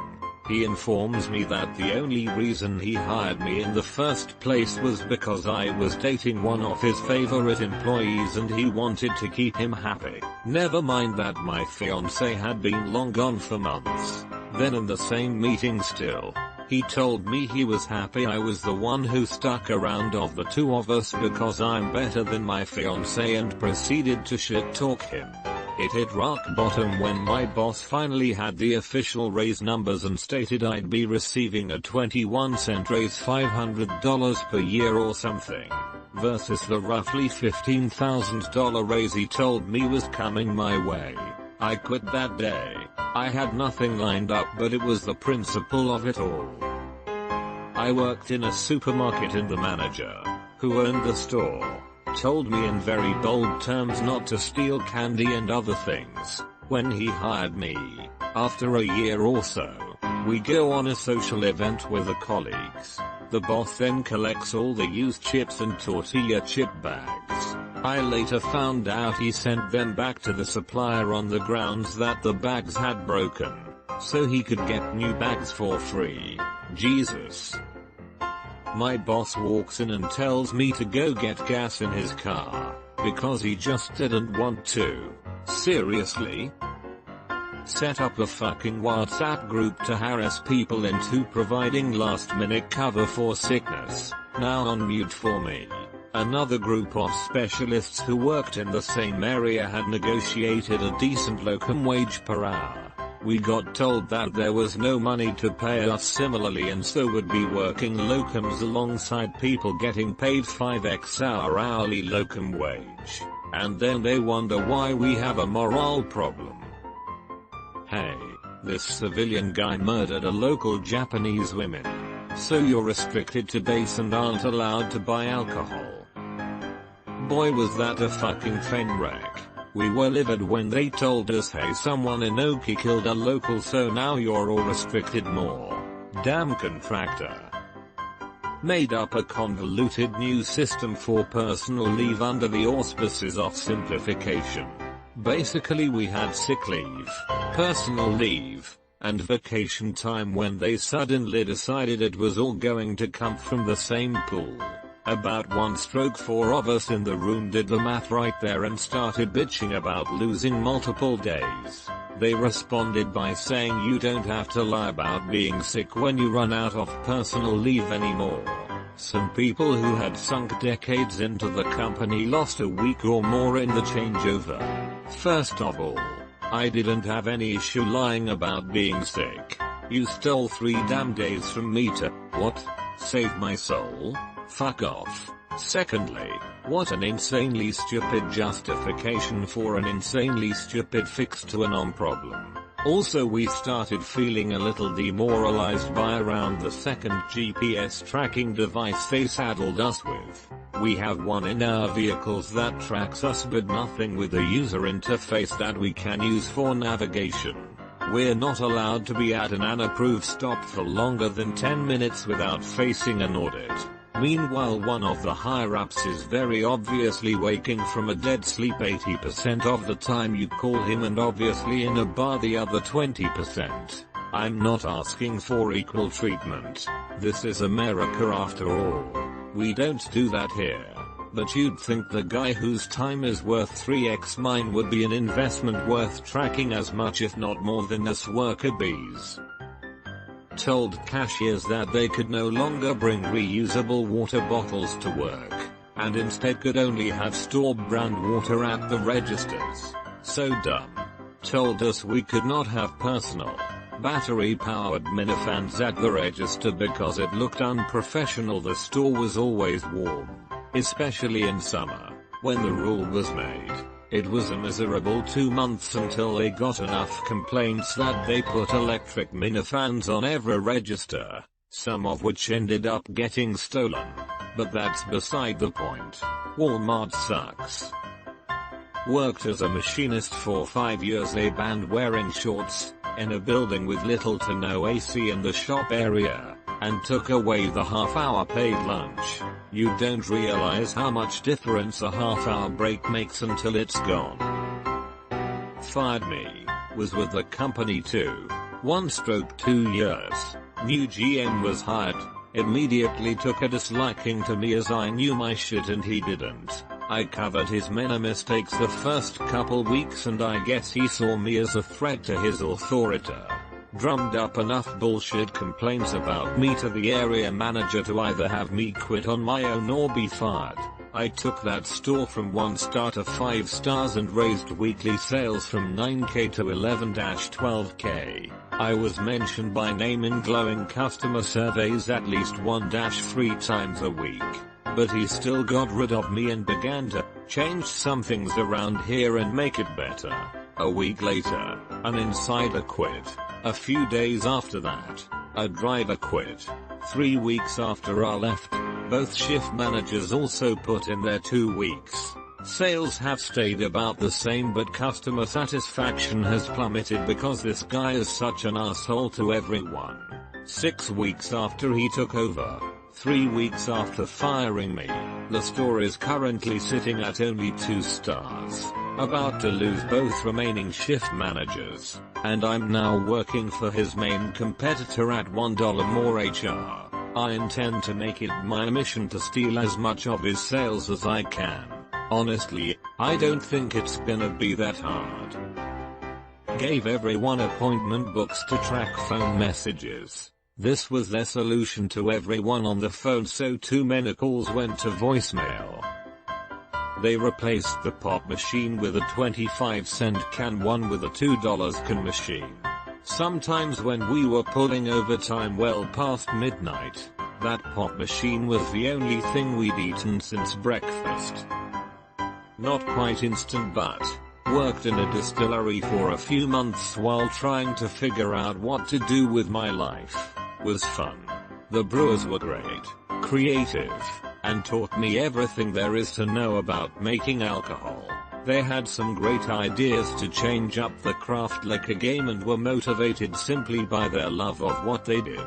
Unfortunately, the owner was a chain-smoking alcoholic who didn't trust anyone else to do his job. He never ordered any of the brewing supplies on time, barely paid his employees enough to live on, and generally ran the business into the ground despite having a bunch of people willing to help him. The constant distrust between him and even his closest employees just killed any hope they had of trying to turn a sizable profit. Most of them got out of there before things went belly up, but it was just this sad, downward spiral for a long time. Still makes me sad. They had some great booze. This is a long one, and I don't expect anybody to read it, but I want to tell this story. I worked in Peru doing soil work for a few months on an internship in college. It was a pretty fantastic time working under and learning from this brilliant but flawed woman. She didn't really enjoy her, sometimes radical, perspectives being challenged, but she was well-meaning, well-educated, passionate, and brilliant, so it was just something we dealt with, and things were stellar. It was a fantastic and educational time that had all of my 11 co-workers very passionate about our work, our contributions, and its potential applications at our homes around the world. Just an incredible opportunity. That is, until a weekend close to the end. We had Sundays off from work and she would oftentimes set us up with transportation to go see the sights around the area. This is in the San Martin region of Peru. It's more or less a rural backwater. Not much infrastructure, not much law enforcement, not much education. So one day, after a miscommunication on guided hike that left us 3 hours away with no guide, we decided that rather than let the trip be a waste, we'd hang out by the river, have a good time, and visit a wildlife sanctuary she'd recommended on the way back to the compound. Something you have to understand is that she was deeply embedded in the communities around here. She had spent decades building up trust and relationships within very xenophobic communities and had a great grip on the cultural sensibilities of the region. And she knew the owner of this place. So when we heard sanctuary, we went in with certain expectations of care and hygiene. I cannot tell you how wrong we were. The conditions in this place were abominable. I'm talking 4 eagles in a cage too small for even one to stretch its wings to full span. 20 turtles in a 6x6 concrete pool. Ostrich enclosures that reeked of shit and rot where the feathers were literally falling out of the birds. A jaguar in a cage so low it couldn't stand up all the way and so small it could barely move. It was awful. Some of my co-workers walked back out to the vans in tears, refusing to go back in. Some of us walked around and took every little thing in on principle, feeling the need to absorb the knowledge that places like this existed so we would never forget. To this day I can still vividly remember parts of it. It was the most horrific treatment of animals I have ever seen.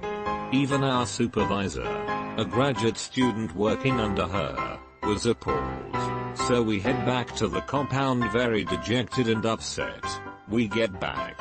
People head off to do their own thing and recover, and some of us go to the common area. My boss is there. We explain the good parts of the day, but nobody really wants to talk about the sanctuary, except one girl brings it up. Admittedly, this woman and my boss have had a rocky relationship up to that point, with the fault largely laying in the woman's corner. But my boss lays into her about how wrong she was, how she must have misunderstood what she was seeing. The rest of us back her up. She lays into all of us, vehemently defending this atrocious and abominable place to a degree that I am confident she had never actually been there herself. To her it was our fault and a problem with us that we would slander this establishment that was, basically, a torture zoo. It was so awful that it single-handedly killed our morale and momentum. We all lost a lot of respect for her. There was more dissonance in our educational sessions, less willingness to travel at her behest, and less trust in her judgment of people and communities.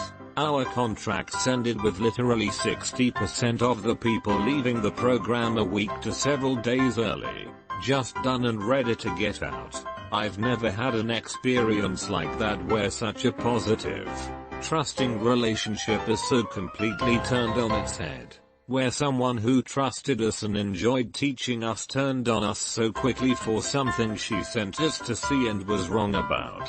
TLDR. Very kind, intelligent, and well-meaning woman sends I and my co-workers to the worst zoo you can possibly imagine and then blames us and says we're wrong about it when we come back from seeing tortured and neglected rare animals. Stood by and watched while the HR manager sexually harassed an employee until she quit, and then decided that meant she wasn't tough enough to do the job. Easier. The job was Wawa, which is like a 7-11. New boss named Ali, hated women and treated them like shit. Refused to order anything until we had 0 in stock. No coffee in stock. would pull spoiled damaged food out of the trash and put it back on the shelf. I stopped giving a shit. In fact, everyone did. I would give him the middle finger to his back every time on the sales floor in front of customers and employees. It became a fucking game actually. I ended up calling the area manager on him and he was fucking fired the next day. Good riddance. Announced to the entire staff that all salaries were being capped at the current wage. People started quitting every single week for the next year until I hardly knew anyone anymore. I quit too eventually.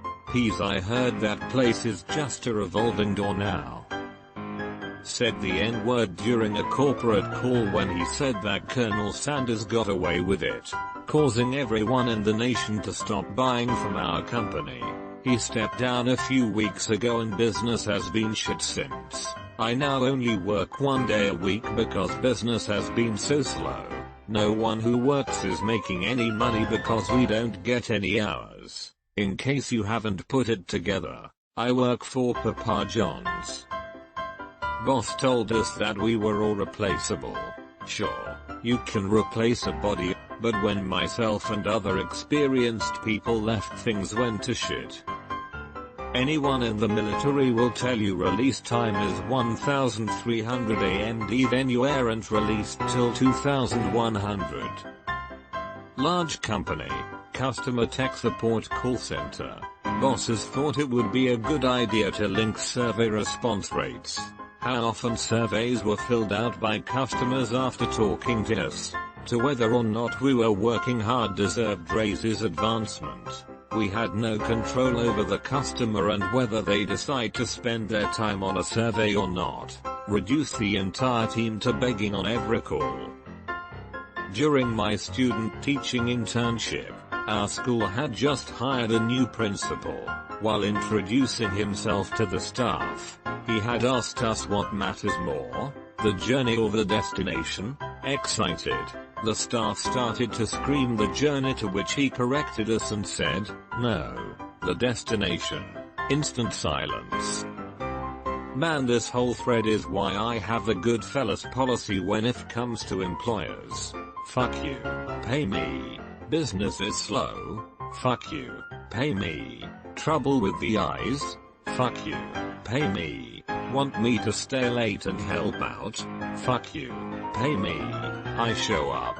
I take my job seriously and perform to the best of my ability, and I expect to be compensated accordingly. I do not tolerate shenanigans. I have no qualms about going straight to the labor board if you fuck with me. No warning. No second chances. Play stupid smares. Win stupid prizes. Okay, so I work in the service industry. In Europe, we never had breaks. Not once during our 8-hour minimum shifts. We didn't cause any drama over it because you had to be on point all the time with your tables. So just handing it off to a co-worker for a few minutes meant you could lose tips. Then one time, a guy from the kitchen counted up all of his unpaid breaks and overtime. He sued the company. He won. After that, we were company mandated to have breaks, but the owner told us we couldn't leave the building or get out of uniform. So it's not an actual break. They actually had employees sitting on a bucket for 10 minutes next to the staff toilet as their government mandated break time. I actually sought legal advice after that happened. I won. We got real breaks where we could just walk outside and get some fresh air, but it didn't matter anymore. Most of the team quit. So yeah, that's my story about how my employer killed my team and our morale.